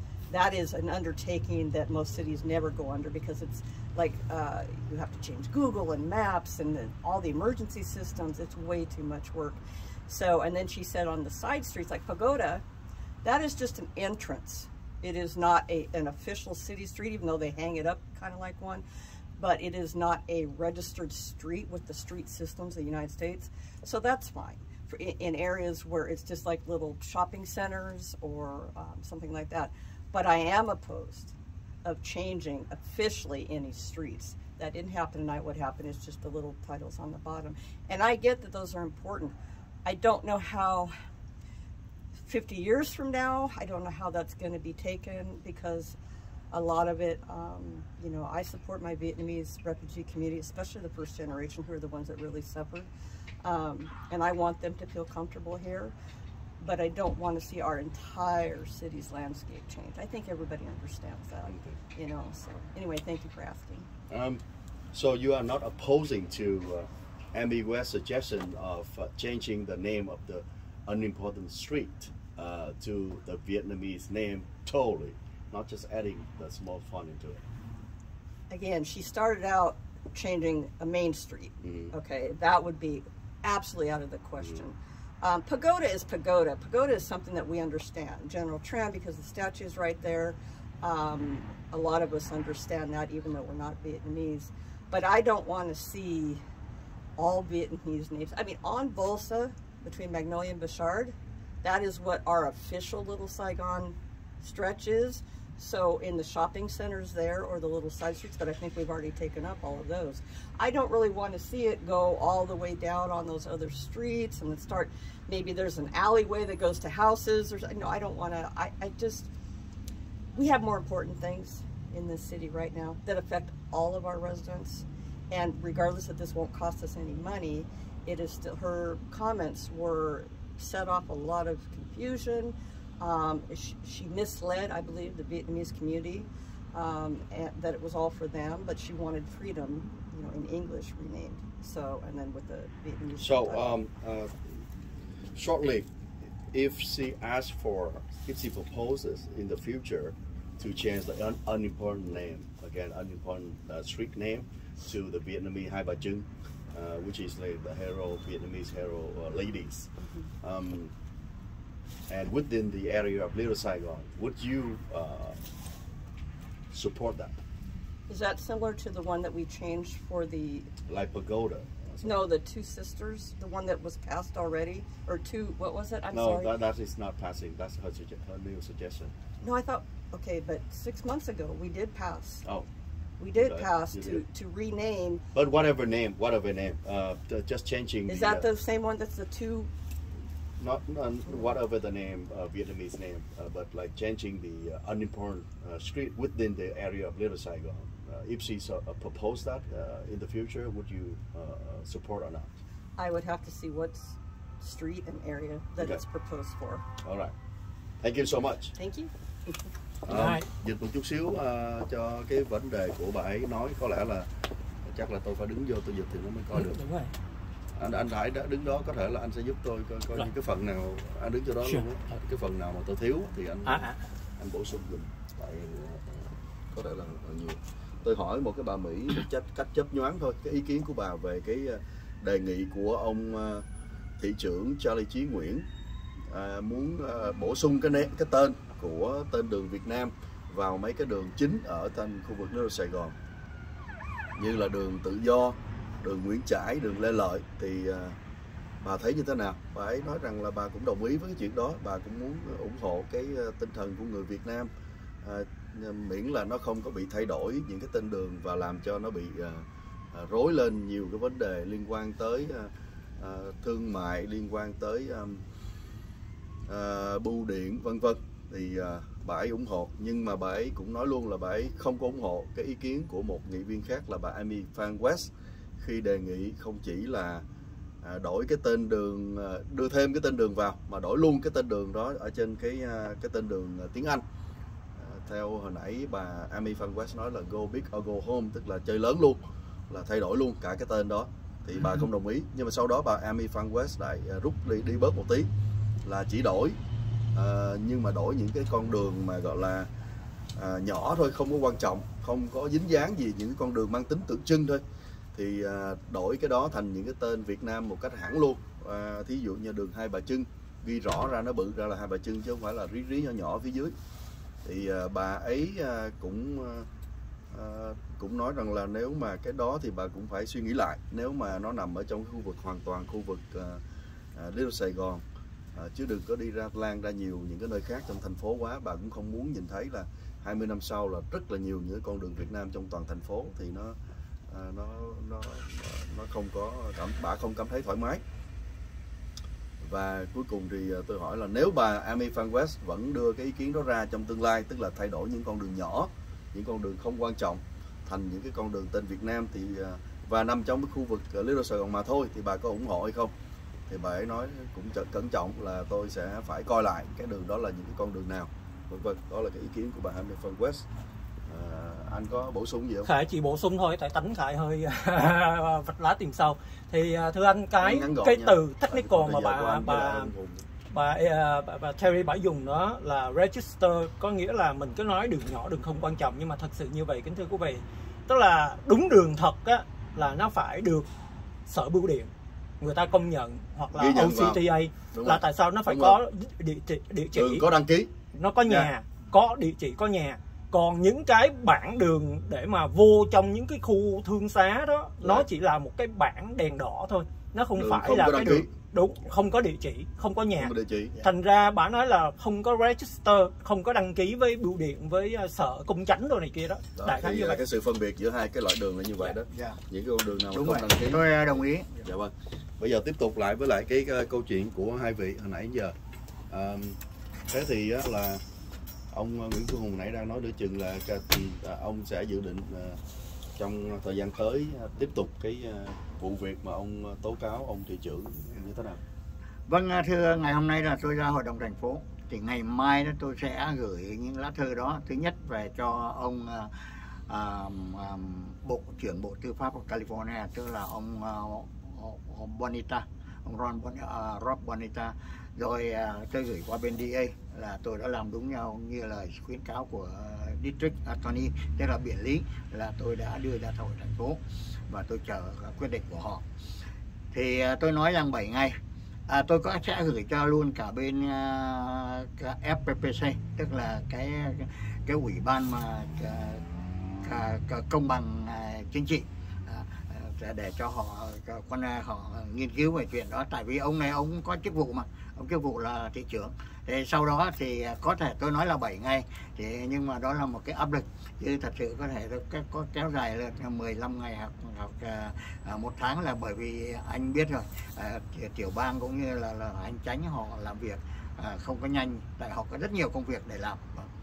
Thì câu hỏi này tôi đưa ra tòa đó. Vâng, câu hỏi này có lẽ cả ông Hùng lẫn ông Khải Đào luôn, là cái ông Khải Đào thì vào phát biểu cũng có nói tới ông, tại vì ông Khải Đào vào phát biểu cũng có nói tới ông Charlie Chí Nguyễn. Dạ đúng, gọi ông ấy là stupid, tức là ngu á. Dạ. Thì gần đây nếu mà các vị theo dõi cái sinh hoạt của thành phố Westminster, dường như là ông Charlie Chí Nguyễn với một số những cái quyết định bỏ phiếu, thí dụ như là không đồng ý với cái việc gọi là truất phế cô tổng quản trị của thành phố Westminster và một số những cái vấn đề khác nữa, có thể là không cùng cái lá phiếu với lại ông Nam Quang và cô Amy Phan West. Và như vậy đã được khá nhiều những cái người cư dân trước đây, cư dân Hoa Kỳ, cư dân Mỹ đó, không phải gốc Việt đó, trước đây phản đối ông ấy, mà giờ đây cũng có vẻ là coi như là cũng đã chịu cái cách làm việc của ông ấy như vậy. Thì như vậy thì nó còn có lý do để mà các vị gọi là tiếp tục gọi là theo đuổi để mà chỉ trích ông Charlie Chí Nguyễn trong cái việc mà phục vụ của ông ấy trong thành phố nữa hay không? Rằng tôi sẽ có một cái lawsuit cho ông Charlie Chí Nguyễn với lại thành phố về cái vụ việc khác mà tôi đã từng ở đây và anh Lân cũng đã biết, tức là đã cho người hăm dọa và nói thẳng ở trong thành phố là gọi là tôi là Việt Gian và tôi là Việt Cộng và nhận được cái chỉ thị từ Việt Nam để phá hoại cái sự đoàn kếtในcộng đồng này. Thì tôi thưa thành phố là lý do là ông thị trưởng Charlie Chí Nguyễn và ông luật sư không ngăn cản cái người mà phát ngôn, nó nghe nói là tên là Đoàn Ly đó. Thì tôi thưa tất cả là 3 người, ông Đoàn Ly, ông Charlie Chí Nguyễn và ông luật sư thành phố. Bởi vì họ trước khi phiên họp, họ thông thường họ đã đọc một cái luật lệ. Cái luật đó là chỉ nói những chuyện về có liên quan tới cái công việc của thành phố và không được nói xấu người vắng mặt. Mà trong ông Đoàn Ly phát biểu sau đó tôi đã đi về rồi, tôi không có mặt ở đây. Ý tôi muốn nói là với cái phương hướng làm việc khác đi, giống như là cái xu hướng bỏ phiếu khác đi của ông Charlie Chí Nguyễn trong thời gian gần đây. Như vậy quý vị không để cho ông ấy một cơ hội để mà làm việc phục vụ cư dân, thay vì là tiếp tục theo đuổi cái việc chỉ trích ông ấy như trước kia, hay sao? Không, tôi cái chuyện gì nó ra chuyện đấy. Ông thay đổi tôi nghĩ rằng theo chiều hướng của cộng đồng, ông biết là cái áp lực, bởi vì ngày hôm đó anh thấy rằng á, các em ở trong cái tổ học cái nhóm mà gọi nhóm RISE thì cái nhóm RISE đó nó lên họ phát biểu rất là đông, khoảng chừng 20 mấy người phát biểu. Đó là áp lực mà đã cứu cho được bà tổng quản trị của thành phố là Christine Corden. Thì tôi nghĩ rằng đó là thì ông Charlie Nguyễn Mạnh Trí vì trước cái áp lực của tuổi trẻ như vậy thì ông đã thấy tương lai của ông sẽ bị ảnh hưởng rất nhiều hơn là những người mà chúng tôi đã chỉ có mặt thường xuyên đây, cái là chỉ vài người cứ nói lên nói xuống. Nhưng mà cái áp lực của các em trẻ ở trong tổ chức RISE đã làm cho ông Charlie thì ông bắt buộc là ông thay đổi. Nhưng mà những cái gì ông đã vi phạm chúng tôi sẽ bắt buộc. Thí dụ như là ông nói rằng ông có bằng đại học, ông không thể nói tôi là đi lên trên trường Long Beach mà kiếm mà hỏi. Tôi lên trường Long Beach làm sao họ cho tôi? Tại vì tôi đâu có phải tên là Charlie Chí Nguyễn đó kia đâu. Thì ông là người có bằng, tại sao ông không trưng cái bằng đó cho mọi người nhìn thấy? Đó là những cái mà gọi là tôi nói là cái đạo đức nghề nghiệp đó, mà ông đã không chứng minh mà còn thách thức chúng tôi. Cũng giống như ông năm qua nó bảo là tôi đi tới trường đại học UC Irvine để mà kiếm. Thì những cái đó chúng tôi cũng bỏ trong lo suốt thưa anh. Còn anh Khải có thể trả lời câu đó được không ạ? Có cần lặp lại câu hỏi không? Dạ không cần. Có lẽ là nhiều người ở Việt Nam, kể cả người Việt Nam ở bên đây rất là bất bình, bất mãn khi mà thấy Khải cứ lên xỉ vả ông Charlie là ngu. Thì Khải nghĩ đầu tiên là nói là mày là cái gì, mày khú rách áo ôm, mày không địa vị, không danh vọng, không tài sản, mày vô gia cư, vô sản mà mày đi chửi một ông thị trưởng là ngu. Thì kính thưa quý vị, cái đó là cái tư duy của người Việt Nam. Còn những người ở bên Hoa Kỳ, Khải hy vọng từ từ quý vị sẽ hiểu được cái việc Khải làm, cái vai trò của những người như Khải. Và cảm ơn anh Lân đã nói, có nghĩa là ít nhất Khải không nhận vơ, Khải không có giành công. Nhưng mà rõ ràng những cái áp lực của những người như Khải, những tiếng nói đối lập, những lời phê bình chỉ trích, nó sẽ góp phần cải thiện những dân cử của xã hội Hoa Kỳ. Đó là tại sao họ ra luật để mà bắt buộc hội đồng thành phố phải lắng nghe, phải để cho cư dân phát biểu. Và bởi vậy Khải mới muốn làm cái công việc đó để đồng bào đồng hương từ từ làm quen với cái sinh hoạt dân chủ, để hiểu được cái sinh hoạt dân chủ, cái tiếng nói của người dân nó quan trọng, nó ảnh hưởng đến ra sao, và cái vai trò của những người như Khải. Nhưng mà thưa anh Lân, Khải muốn minh định để cho mọi người hiểu. Quý vị đừng lẫn lộn, đừng đánh đồng Khải với những người gọi là kẻ thù của ông Charlie. Quý vị phải phân biệt được tiếng nói đối lập của những người phê bình, những người giám sát, watchdog, những người theo dõi, giám sát hành động của dân cử để bảo vệ cái nền dân chủ của Hoa Kỳ. Có nghĩa là sao? Quý vị thấy khi mà Khải xin lỗi, giống như Khải nói, có như anh Lân hoặc nhiều người khác, họ tế nhị, họ tinh tế, họ nhã nhặn, họ vui vẻ hơn, thì họ có cái cách góp ý, có cái cách trình bày khác được lòng quý khán thính giả. Mà ông Charlie, ông cũng sẵn sàng, ông lắng nghe. Rất tiếc, gọi là giang sơn dễ đổi, bản tính khó dời. Tánh Khải như vậy, cái cách trình bày Khải như vậy, Khải không thể thay đổi được. Nhưng quý vị để ý, ông Charlie, kể cả xin lỗi bây giờ Trần Thái Văn hay Nguyễn Quốc Lân, quý vị có thấy bao giờ dám phản biện Khải Đào không? Không. Cuối cùng ông Charlie chỉ trả lời một câu: nhưng tôi là thị trưởng của anh. Cái chuyện đó là cái sự thật rồi, cái gì? Cái quan trọng là anh phản biện được, anh chứng minh được Khải Đào dựng chuyện, Khải Đào ông nói láo. Charlie nói như thế này, ông ấy nói rằng là nguyên văn thôi, tôi nhớ rằng là sau khi mà anh vừa mới phát biểu xong thì ông ấy nói trong cái phần của ổng rằng là tôi tôn trọng cái quyền tự do ngôn luận của anh, và tôi cũng có quyền tự do ngôn luận của tôi, và dù cho anh có nói là tôi là ngu đi nữa thì tôi vẫn cứ là thị trưởng của anh. Đó thưa anh, bởi vậy ông ta vẫn có quyền phát biểu, vẫn có quyền phản biện. Nếu mà Khải nói ngu, anh ta chỉ cần như anh, nếu mà Khải vu khống anh bật lại liền, đúng không ạ? Anh ta có quyền giải thích: ê Khải Đào, anh mới là ngu, hoặc là anh nói như vậy không đúng, tôi không làm gì ngu. Kính thưa quý vị, Khải giải thích tại sao Khải nói anh ta ngu. Tại vì như vậy, giống như Khải nói, nếu mà anh là người chủ tọa phiên họp của hội đồng thành phố. Thà là anh để mọi người nói, đúng không ạ? Thì không ai có quyền thư kiện anh hết. Còn bây giờ tự nhiên anh nhào ra, tiếng Anh nó gọi là open the can of worms, tức là anh mở toàn cánh cửa ra khi mà anh xen vào, anh đóng vai trò trọng tài. Lúc thì anh nói mày không được nói như vậy, thì khi mà giống như ông này, ông nói ủa tại sao mà hôm bữa tao nói mày cấm, mà tại sao bây giờ thằng đó nó chửi tao mày không cấm? Cũng dựa vào một cái luật giống y chang như vậy. Chính ông Charlie nhiều lần ông nói ủa vậy hả, nó có nói hồi nãy tôi không có nghe. Nhiều lần nhưng mà như vậy cái đó là trong quá khứ, chứ bây giờ mình hiện tại như ngày hôm nay là ông điều khiển cuộc họp cũng khá là gọi là đầy đủ. Bởi vậy thưa anh Khải mới nói được coi như là nếu mà gọi là được thay đổi thì cũng đã được thay đổi. Tôi thấy bà Amy Van West được trước đây được cho rằng là nằm trong nhóm 3 người Gang of Three, ông Khải đã ông Charlie, ông Nam Quang và bà Amy Van West. Nhưng hôm nay bà Van West một số lần phát biểu mà cướp diễn đàn thì ông Charlie đã nhắc nhở ngay là tôi ở đây để mà gọi là điều khiển cuộc họp, cho nên là nếu mà có muốn phát biểu thì phải báo cho tôi biết. Thì cái đó nó cũng giữ một cái trật tự nào đó trong một cái... Thưa anh, cảm ơn anh một lần nữa. Khải lại nói Khải không muốn nhận vơ, không muốn giành công. Nhưng mà rõ ràng như anh vừa nói đúng không ạ, cái kết quả cho đến ngày hôm nay thì quý vị không thể phủ nhận những người như Khải hoặc ông này đi lên chỉ trích và đòi hỏi yêu cầu, kể cả mấy người Mỹ, Tim Hogan nói là quý vị phải trả lại cái giờ cho chúng tôi nhiều thời gian hơn, ví dụ như vậy. Tức là chúng tôi đấu tranh. Và rõ ràng như anh Vũ Hoàng Lân vừa nói, kính thưa quý vị, họ phải thay đổi.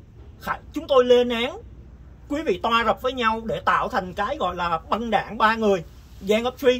Thì bây giờ như anh Lân nói, họ phải từ từ họ giãn ra.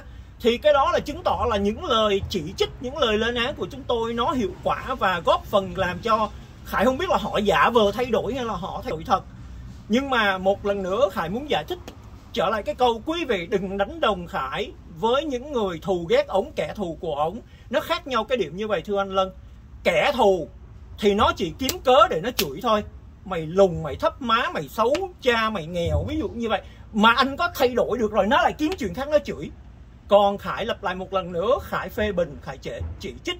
Và những cái lời phê bình chỉ trích của Khải hoàn toàn có cơ sở đúng đắn. Và họ không thể phản biện lại. Và họ có cái giải pháp để cải thiện, để hoàn thiện, để trở nên tốt đẹp hơn. Và cái đó là rõ ràng anh Lân vừa nói là nó đã xảy ra như vậy. Cảm ơn anh. Tôi sẽ hỏi anh tiếp sau đó về những cái phát biểu của anh liên quan tới nghị viện Nam Quang. Nhưng mà như ông Hùng muốn nói gì ạ? Vâng, tôi muốn bổ túc thêm mấy lại anh Khải Đào, là khi anh Khải Đào nhắc tới từ họ cắt từ 5 phút xuống 3 phút. Cái điều đó nếu mà ông Charlie Chí Nguyễn mà thực sự muốn trở lại và lấy lại những cái cảm tình với chúng tôi thì ông Charlie phải trả lại cái giờ phút phát biểu 5 phút. Mà bữa nay anh thấy rằng tất cả những cái nó gọi là non-agenda item họ đưa xuống dưới là tại vì xin lỗi, tại vì họ không muốn chúng tôi kiên nhẫn để mà lên tố giác họ nữa. Họ biết là chúng tôi muốn nói gì, bởi vì tôi đã gửi vào trong thành phố. Mỗi lần trước khi tôi phát biểu, tôi đều gửi thư vào trong thành phố cho họ biết trước tối hôm thứ Tư tôi sẽ nói cái gì và cái gì. Đó thành ra bây giờ họ đưa xuống dưới. Ông thì ông nhìn là đưa xuống dưới để mà gọi là làm cho các vị không còn kiên nhẫn ngồi đó nữa. Nhưng mà nếu mà nhìn ở góc độ khác thì lại là đưa xuống dưới thì tất cả những cái vấn đề của thành phố được giải quyết một cách gọi là đầy đủ trước khi phải nghe những cái vấn đề khác nữa. Thì cái đó cũng là một cái điều chẳng phải nó là một cái điều tốt cho cư dân toàn thành phố sao? Không, tại vì những cái điều mà thí dụ như là mà tôi đã nhận được thành phố mỗi lần sắp sửa có họp, tôi đã nhận được thành phố và tôi đã nhìn thấy trong những cái chương trình của họ thì có những cái điểm mà tôi không quan tâm, như là hoặc là tôi đồng ý, còn nếu tôi không đồng ý tôi khi phát biểu rồi. Thế còn những cái nhưng mà đáng nhẽ là những cái mà gọi là không có nằm chương trình ấy, cho phát biểu trước rồi những người đó họ đi về. Bây giờ bắt chúng tôi ngồi đây mấy tiếng đồng hồ trong khi tôi chỉ nói có 3 phút. Nhưng mà rủi những cái vấn đề mà không liên quan mà quá nhiều người phát biểu thì lại là sẽ không còn thời giờ để mà nói tới những cái vấn đề liên quan của thành phố. Có thể là đó cũng là một cái cách gọi là họ đảo như vậy thì sao? Thì bây giờ quay lại là cái chuyện anh cho phép phải nói theo một cái nguyên tắc nguyên lý mà họ không hiểu được, là họ là dân cử, là họ được dân bầu ủy thác cho họ đại diện người dân. Tức là họ thay mặt người dân, họ là công bộc của người dân, họ thay mặt người dân để làm những cái công việc mà người dân muốn họ làm. Mà bây giờ họ không thèm nghe người dân phát biểu, họ quyết định trước khi nghe người dân phát biểu, thì cái chuyện đó chứng tỏ cái tư duy của họ mà Khải tiếp tục gọi là mọi rợ là quê mùa, nó là như vậy thưa anh. Nó chưa có cập nhật với cái tư duy của một người lớn lên sinh sống trong một xã hội dân chủ văn minh.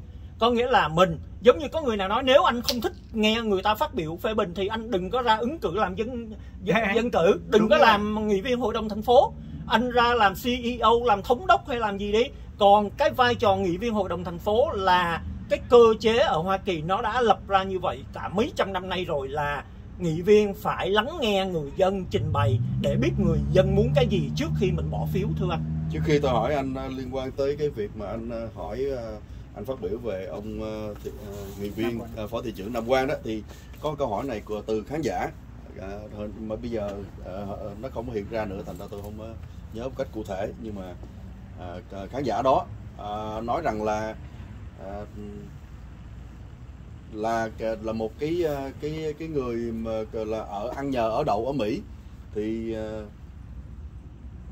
có lẽ là cái phần đó là khi mà các cư dân gốc Việt hay là ông thị trưởng trình bày về cái vấn đề đổi tên đường đó, thì họ nói rằng là cái người mà ăn nhờ ở đậu trên nước Mỹ này đừng có làm như vậy, người ta sẽ đừng có đòi hỏi quá đáng như vậy, người ta sẽ coi thường. Thì hai vị cho ý kiến. Rồi anh cho phép Khải trả lời cái câu nãy có liên quan, anh nói là Khải có ý kiến gì với cái phần của cô Terry Ray á. Thì như Khải nghĩ như vậy, những người mà nghị viên trong hội đồng thành phố này á, cụ thể là ông Nam Quang với người nào mà đổi tên đường Hai Bà Trưng á, mà cứ nói đổi tên đường mà thật sự nó chỉ là một cái bảng đèn đỏ dẫn vô cái thương xá, thì chỉ là những cái trò mỹ dân. Mà khi cô Amy cổ đưa ra cái mà anh nói là làm cho tới luôn á, go big luôn á, thì thật sự thưa anh, Khải thấy cổ rất là trẻ con, rất là nông cạn, rất là ấu trĩ. Cổ sẽ bị người Mỹ recall bãi nhiệm, tại vì cổ chưa có đủ cái đầu óc trưởng thành của một người chính trị gia đưa ra một cái ý tưởng nó quá hồ đồ khi mình đòi thay đổi hết tên đường ở thành phố Westminster thành tiếng Việt.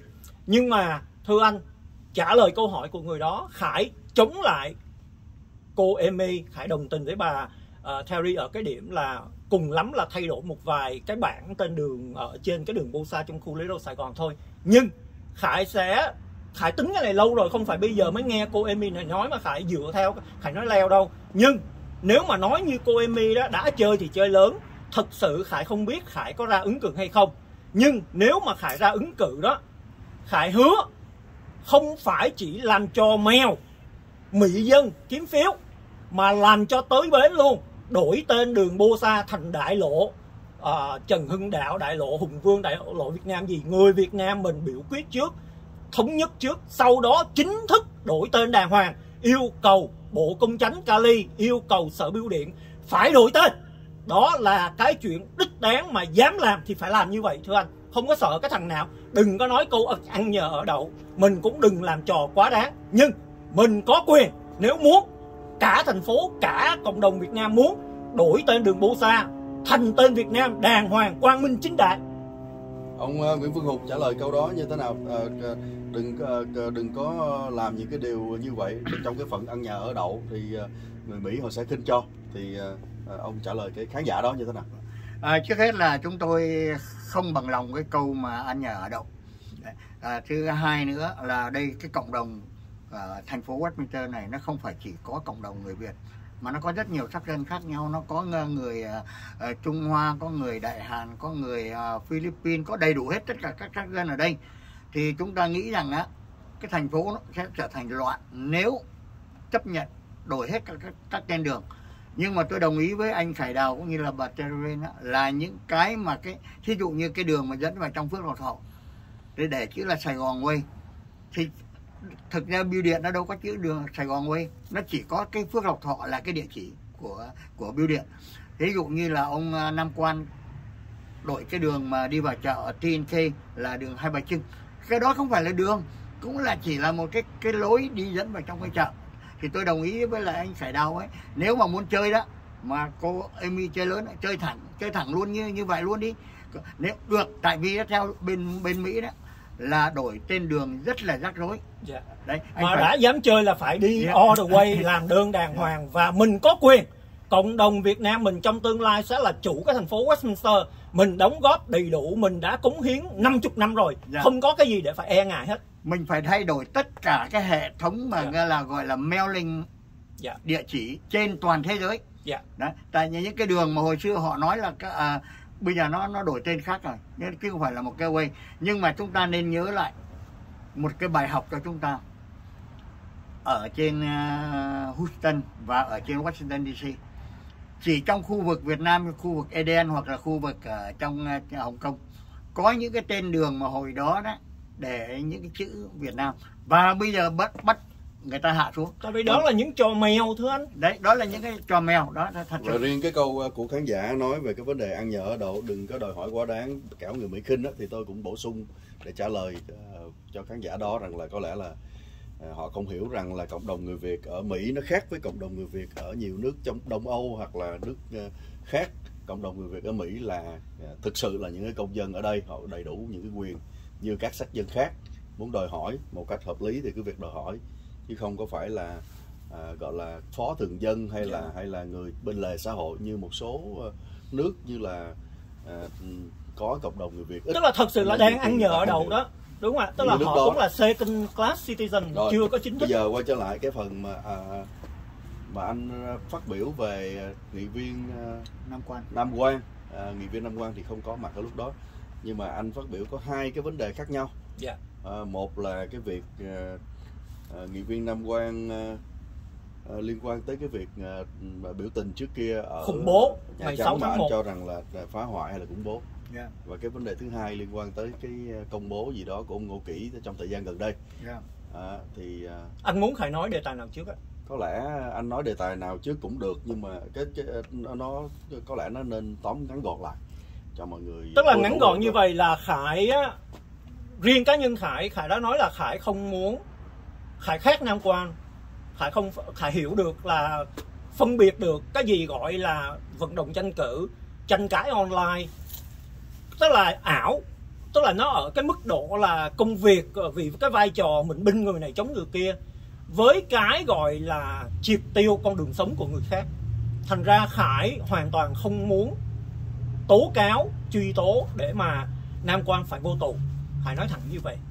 Nhưng quý vị phải biết là nếu mà bây giờ đó cộng đồng đồng hương, nhiều người rất muốn Nam Quang từ chức, họ sẽ tổ chức bãi nhiệm Nam Quang. Mà nếu tổ chức bãi nhiệm Nam Quang nó sẽ tốn kém kinh khủng lắm, $100.000 trở lên, nếu không nói vài $100.000, cả năm trời, vài tháng trời, xáo trộn cộng đồng. Có nghĩa là cái phe vận động bãi nhiệm người ta phải vận động và Nam Quang phải mướn âm binh tay sai cho người đi gọi là chống lại bãi nhiệm, đúng không ạ? Nó sẽ gây ra xáo trộn cộng đồng, mất thời gian tiền của.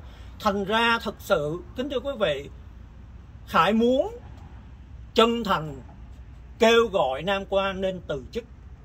Tại vì Khải không muốn phải dẫn đến cái tình trạng giống như anh, tại vì thay vì dông dài anh lần nói ngắn gọn, không muốn FBI đến còng đầu Nam Quang, truy tố Nam Quang. Và mặc dù vợ Nam Quang đã ly dị rồi, nhưng mà còn con Nam Quang mất đi một người cha. Chị nói chuyện cá nhân mà. Ý Khải nói là thứ nhất là Khải là người công dân mà bây giờ FBI đang kêu gọi phải tố cáo. Nếu quý vị có bằng chứng, quý vị phải cung cấp thông tin cho FBI. Khải có nghĩa vụ phải báo cáo với FBI. Mặc dù Khải nói cái tánh Khải, mặc dù quý vị thấy Khải chửi dữ lắm, thấy Khải hung hăng lắm, nhưng mà Khải không làm chuyện đó. Tại vì Khải muốn, Khải phân biệt được. Có nghĩa là bởi vì hôm bữa Khải lên án những cái người kia đó, giống như có người ghét bà Nguyễn Phương Hằng, thấy chính quyền bắt bả thì mừng lắm. Có người ghét Ngọc Trinh, ghét Hoài Linh, ghét Đàm Vĩnh Hưng, thấy nhà nước Việt Nam bắt họ thì mừng lắm. Khải không như vậy.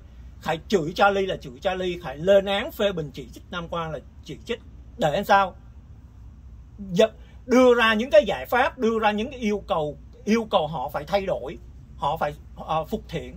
Nhưng để mà phải đi đến cái vấn đề thưa anh pháp luật để mà phải làm việc với FBI thì Khải chỉ có thể nói ngắn gọn với quý vị, Nam Quang sẽ bị truy tố.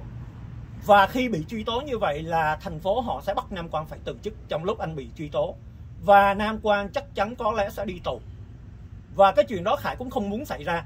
Nhiều người tưởng Khải ghét Nam Quang, Khải thù Nam Quang. Nam Quang đã từng dựng chuyện báo cáo láo để mà giật sập cái kênh YouTube của Khải. Khải không quan tâm, Khải không phản biện, Khải để kênh mất luôn. Nhưng mà Khải rất buồn, từ đó Khải đánh giá rất thấp Nam Quang. Lúc đó là anh Lân còn giới thiệu cho Khải với Nam Quang biết với nhau, làm việc chung với anh Lân. Khải không bao giờ làm những cái chuyện như vậy, giật sập nồi cơm người ta, triệt con đường sống của người ta, đưa người ta vào con đường lao lý, bị tù đầy.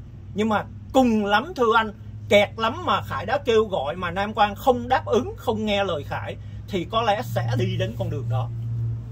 Cảm ơn anh. Ông Nguyễn Phù có ý kiến gì liên quan tới nghị viên Nam Quang không, hay là tập trung vào thị trưởng Charlie mà thôi? Xin lỗi, tôi có gọi cho FBI để hỏi cái vụ sau khi cô Lê Mai Ngọc Nhi bị bắt. Thì theo tôi biết là câu chuyện được biết là bên cô Lê Mai Ngọc Nhi, cô ở Illinois, cô đi qua bên Atlanta để họp với lại ông Nam Quang Nguyễn, ông N10TV đó chưa, Trung Quốc Huy, ông Trần Nhật Phong. Thì bây giờ thì họ bắt cô Ngọc Nhi là bởi vì cái giai đoạn đầu là những người xâm nhập vào bên trong của tòa nhà Quốc hội. Thì anh nhớ là hồi đó một vị cảnh sát Việt Nam ở Houston bị bắt là người đầu tiên.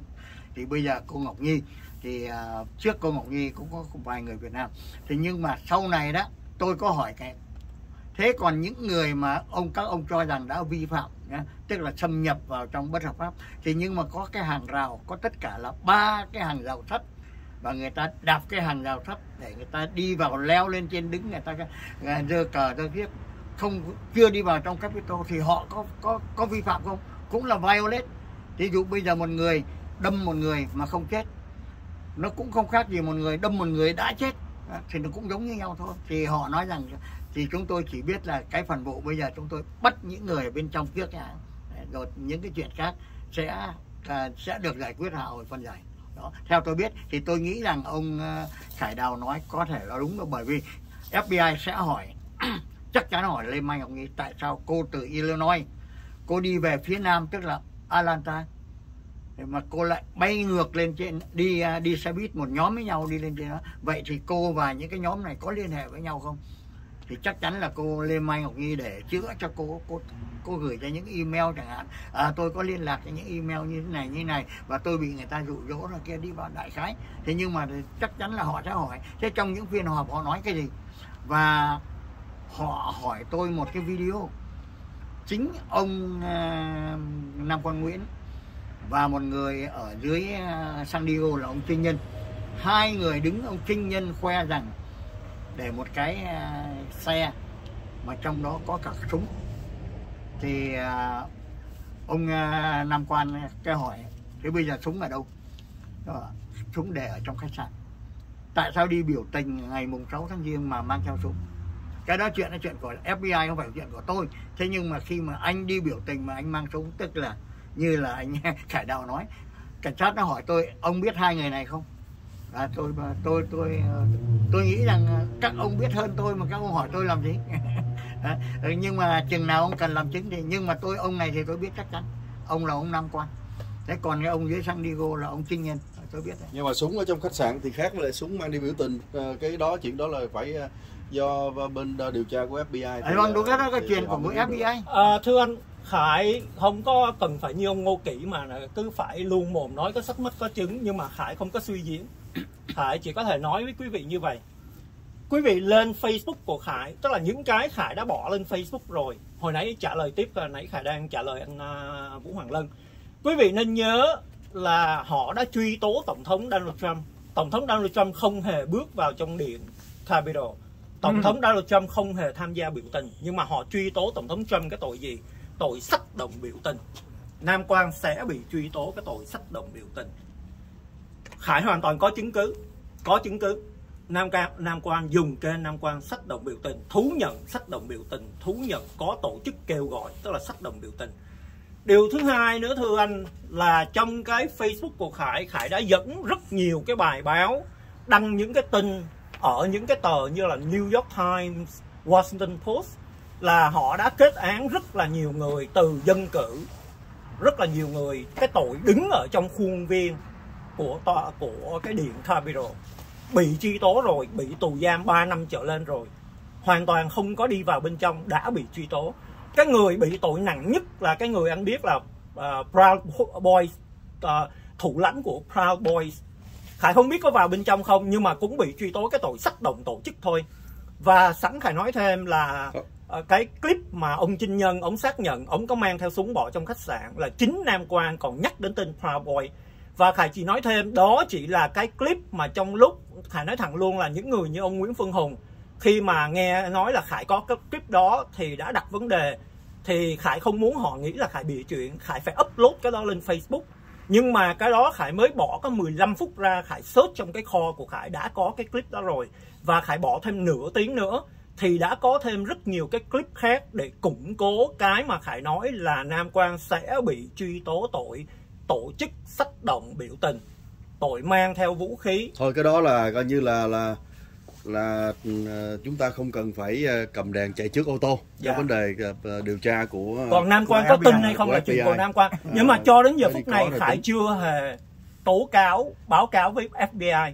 Nhưng Khải có nói với hồi nãy Khải phát biểu trong hội đồng thành phố, nếu hội đồng thành phố không tin, cảnh sát trưởng không tin, luật sư không tin, Khải có thể gặp riêng họ để show cho họ thấy, để họ yêu cầu Nam Quang phải từ chức. Hội đồng thành phố rồi cảnh sát với lại luật sư thì tin hay không tin nó đâu có cái vấn đề gì liên quan tới cái chuyện này. Tại vì chuyện này nó là cái chuyện xảy ra ở Washington DC, và cái chuyện này là thuộc cái về, nếu có là điều tra của FBI chứ đâu phải là thành phố có cái quyền gì mà điều tra cho cái việc này. Là áp lực để mà từ chức. Nếu mà bằng chứng không thể chối cãi, Khải nghĩ họ sẽ áp lực. Không ai có thể áp lực được cái việc đó cả. Thì lúc đó bắt buộc Khải phải làm cái chuyện Khải phải làm thôi.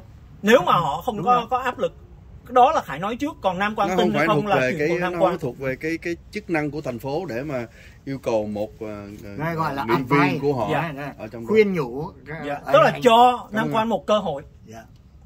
Còn một cái khía cạnh khác nữa, anh vừa mới đề cập tới thì hình như là hết giờ thì tôi không nhớ là cái việc mà ông Ngô Kỷ nói về cái việc Khải hy vọng như vậy. Tới nghị viên Nam Quang. Khải nghĩ cái này là cộng đồng mình sẽ có thêm lý do chính đáng để mà áp lực Nam Quang phải từ chức, và sẽ có rất nhiều người sẽ ủng hộ cái chiến dịch bãi nhiệm Nam Quang. Nhưng mà giống như Khải nói, cái này nó sẽ tốn kém thời gian, kính thưa quý vị, mặc dù đủ cơ sở, đủ lý do. Dạ, có nghĩa là bây giờ ông Ngô Kỷ đã tố cáo, và cái chuyện này Khải không xa lạ. Khải biết chuyện này mấy năm nay và Khải tố cáo ròng rã mấy năm nay. Trong lúc nghị viên Kimberly Hồ vận động chống bãi nhiệm đã, tức là Khải nói thẳng cái bản tin đó nếu là mà nói cho nó rõ, thưa anh, mình không cố gắng không misleading, tức là không làm mọi người hiểu sai. Ông Ngô Kỷ đưa lên trên trang Facebook của ông ấy nói rằng là ông ấy có bằng chứng một người khác là bà Nhật Linh nói với ông về những cái điều đó. Chứ tức là Nam Quang, bản thân ông Ngô Kỷ không phải là người gọi là đứng ra tố cáo. Nam Quang đang thành lập cái gọi là Thông tấn xã Việt Nam, không biết ra báo, nhưng mà ông Ngô Kỷ nói là đã chính mắt ông Ngô Kỷ thấy Nam Quang ngồi design thực hiện những cái gọi là phần của cái trang mạng xã hội mạng có tên là Thông tấn xã Việt Nam. Thì kính thưa quý vị, Khải, ông Ngô Kỷ, Nguyễn Hồng Phúc, ông chủ tiệm Gypsy đã là nhân chứng kiến Nam Quang ngồi livestream trực tiếp với Nguyễn Quang Trường cách đây 3 năm. Và mấy chục ngàn khán thính giả đã xem cái chương trình đó. Khải nhắc cho quý vị nhớ, chính Nam Quang ngồi với Nguyễn Quang Trường đã công bố sẽ là Nam Quang tổ chức cái câu lạc bộ báo chí hải ngoại. Nguyễn Quang Trường về nước thành lập câu lạc bộ báo chí quốc nội để hai bên bắt tay với nhau. Thì cái chuyện đó Khải với ông Nguyễn Phương Hùng đều biết. Bởi vậy Khải nói cái chuyện mà ông Ngô Kỷ mới tố cáo là Khải hoàn toàn tin tưởng 100%. Cái vấn đề livestream của ông Nam Quang lúc đó không phải là nghị viên mà là làm theo cái góc độ của truyền thông. Còn bây giờ là nghị viên thì lúc đó ông mới đi gặp ông Nguyễn Trắc Toàn về. Và ông Nguyễn Hồng Phúc là người không có trong ảnh nhưng mà ngồi ngay đối diện ông Nam Quang cũng đã giải thích nhiều lần về cái việc đó. Là cái chuyện mà là một người làm truyền thông thì chuyện gặp gỡ rồi nhưng mà cái chuyện ông Nam Quang đó anh, để mà chính Bắc Cường cũng nói là Bắc Cường thấy là con Nam Quang là được một cái nhóm quay phim Việt Nam là sẵn sàng bác Cường nghĩ là Việt Nam sẽ cho tiền Nam Quan một cái check không cần bảo chứng luôn, là vô giá để mà làm những cái chương trình lên đây. Có nghĩa là cái vai trò của Nam Quan là những người như Khải với bác Cường với ông Nguyễn Phương Hùng đều biết rồi. Cái thời điểm đó Nam Quan sẵn sàng hợp tác với tòa lãnh sự với Việt Nam để làm cái vai trò truyền thông, thưa anh. Tôi xin bổ túc lại thêm nữa là lúc đó đó ông Nam Quan đã gửi một cái email cho rất nhiều cái ký giả đây, có lẽ anh Lân cũng có Minh Giang, có cả Minh Giang có, thì kêu gọi để sẽ họp ở trong cái Phở Thanh để thành lập cái câu lạc bộ báo chí, đúng như là Nguyễn Quang Trường mong muốn, tức là sẽ liên lạc với hội báo chí trong nước, liên lạc với nhau. Thì cái đó là hoạt động của một người làm truyền thông, có gì sai à? Họ nói họ sẵn sàng nhận tiền của tòa lãnh sự, của ban tuyên giáo để hoạt động. Ông Nguyễn Mạnh Cường lúc đó còn hợp tác với KBC Hải Ngoại, ông đã nói ở trong đó là sẽ có một cái chi phiếu 40.000 nếu mà sau khi đó làm sao có thể tin được lời ông Nguyễn Mạnh Cường có trong nhóm đây không? Vấn đề cái chuyện đó mình không bắt buộc ở trên, nhưng những cái gì mình nghe thì mình có thể, nhưng mà có một điều chứng minh rõ ràng. David Minh chắc anh biết rồi, thì anh là một nhà truyền thông. Sau khi anh nghe câu đó thì hôm mà Nam Quan gọi không có một người nào tới hết, không có một người nào tới. Lúc đó thì tôi vẫn liên lạc với Nam Quan, tôi hỏi có ai tới chưa. Nam Quan bảo em ngồi tới đây hơn nửa tiếng rồi mà chưa thấy ai hết. Thế là tôi biết là không có ai hưởng ứng, thành ra tôi cũng không ra. Nhưng mà David Minh nhờ tôi, chính tôi dẫn David Minh tới Orange County Hall of Record để làm một cái câu lạc bộ báo chí ở quận Cam. Cái mà tôi hồi xưa tôi làm một cái câu lạc bộ báo chí cho ông Đỗ Sơn thì cái đó đóng cửa rồi thì tôi mới chuyển qua bên cho Việt Weekly thì ông Nguyễn Quang Trường cái này nó đi ngoài lề rồi thưa ông. Cái vấn đề truyền thông mà cái vấn đề mà một dân cử cái là quan trọng là họ để mà họ liên lạc với cái gì. Bởi vậy thưa anh, tại sao Khải nói 3 năm nay Khải luôn dùng từ Việt Giang Nam Quan và Khải chịu trách nhiệm lời câu nói của Khải. Và không những quý vị đừng nghĩ là Khải trên răng dưới dế nói bừa không sợ Nam Quan thưa. Từ từ quý vị sẽ thấy Khải với Nam Quan sẽ có mặt ở tòa án. Khải chịu trách nhiệm những lời tố cáo của Khải chứ không phải là những lời cáo buộc. Nam Quan là Việt Giang, hoặc là như cô Kẹo Ngọt nói, có thể cái thời điểm đó Nam Quan sẵn sàng bưng bô cộng tác với tòa lãnh sự, nhưng mà bây giờ Nam Quan quay xe trở mặt với Việt Nam. Nhưng cái thời điểm đó rõ ràng là Nam Quan đang hợp tác với cái vai trò đó. Với lại ông manager của Nam Quan đó là ông Bùi Mạnh Cường đã về Việt Nam ở 3 tháng.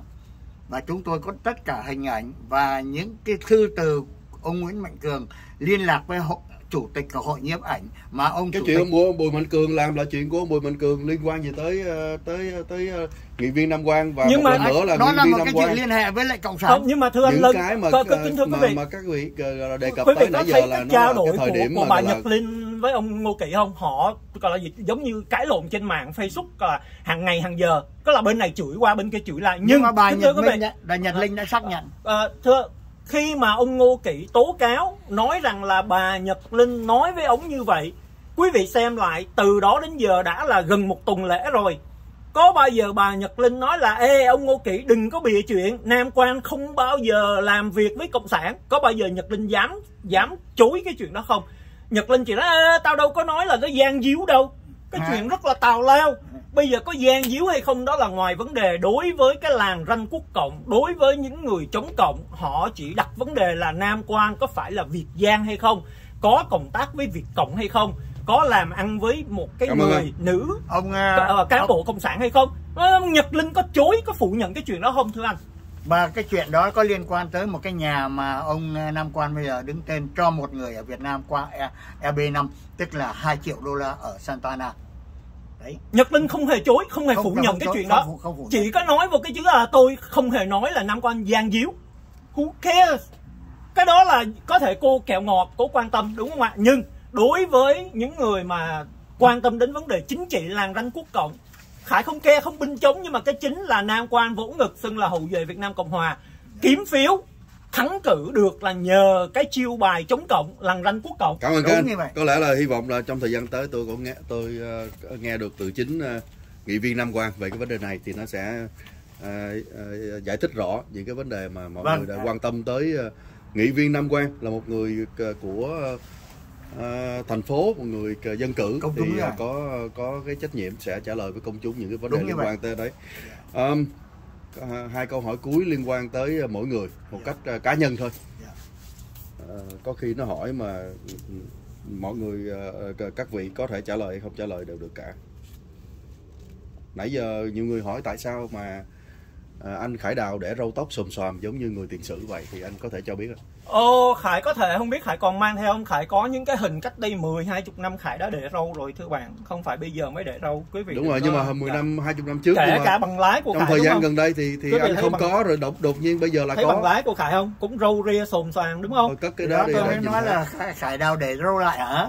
Râu Khải để chừng tuần là nó mọc rồi. Thì tại sao để lại trong thời gian gần đây à? Thứ nhất là tâm sự hay là như thế nào? Mình lười cắt. Thứ hai nữa, thật sự giống như Khải nói, Khải đã để râu từ rất là lâu rồi.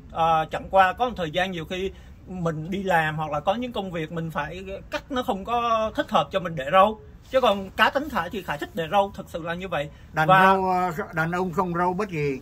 Với cảm ơn bà Nhật Linh. Như vậy bà Nhật Linh bà nói như vậy chứng tỏ bà khen ngợi Khải đúng không? Khải có râu là đẹp trai. Dạ. Nhưng mà thưa quý vị, sẵn nói luôn, cho đến khi Nam Quang từ chức hoặc là bị nhập kho, Khải sẽ không có cạo râu. Nhưng mà như là một lời dạ vâng, nói như một lời thề. không phải thề, giống như đó là mình đang là trong một cái công việc, đang làm một cái công việc đó, làm cho đến nơi đến chốn, cho đến khi nào Nam Quang từ chức hoặc là nhập kho, Khải sẽ rồi không có cạo một râu. cái câu khác liên quan tới ông Nguyễn Phương Hùng và chúng ta chấm dứt. Dạ. Khán giả này hỏi là ông Nguyễn Phương Hùng vàng hay đỏ? Là thưa, vấn đề vàng hay đỏ tôi không biết là vàng là như thế nào mà đỏ là như thế nào. Nhưng mà đối với tôi là trong cái chính trị người ta hay nói vàng là Việt Nam Cộng Hòa, mà đỏ tức là Cộng sản. Thì thứ nhất, tôi chưa bao giờ là người Cộng sản hết. Và tôi chưa bao giờ học qua một cái lớp gọi là báo chí của Cộng sản hết. Và tôi chưa bao giờ học tập một cái lý thuyết nào của Cộng sản hết. Thành ra tôi không biết là tôi có đỏ hay không. Thế còn vấn đề vàng á, thì tôi sinh ra ở Việt Nam và tôi đã lớn lên ở miền Nam sau năm 1954. Bố tôi là trong quân đội, đi di cư vào trong Nam.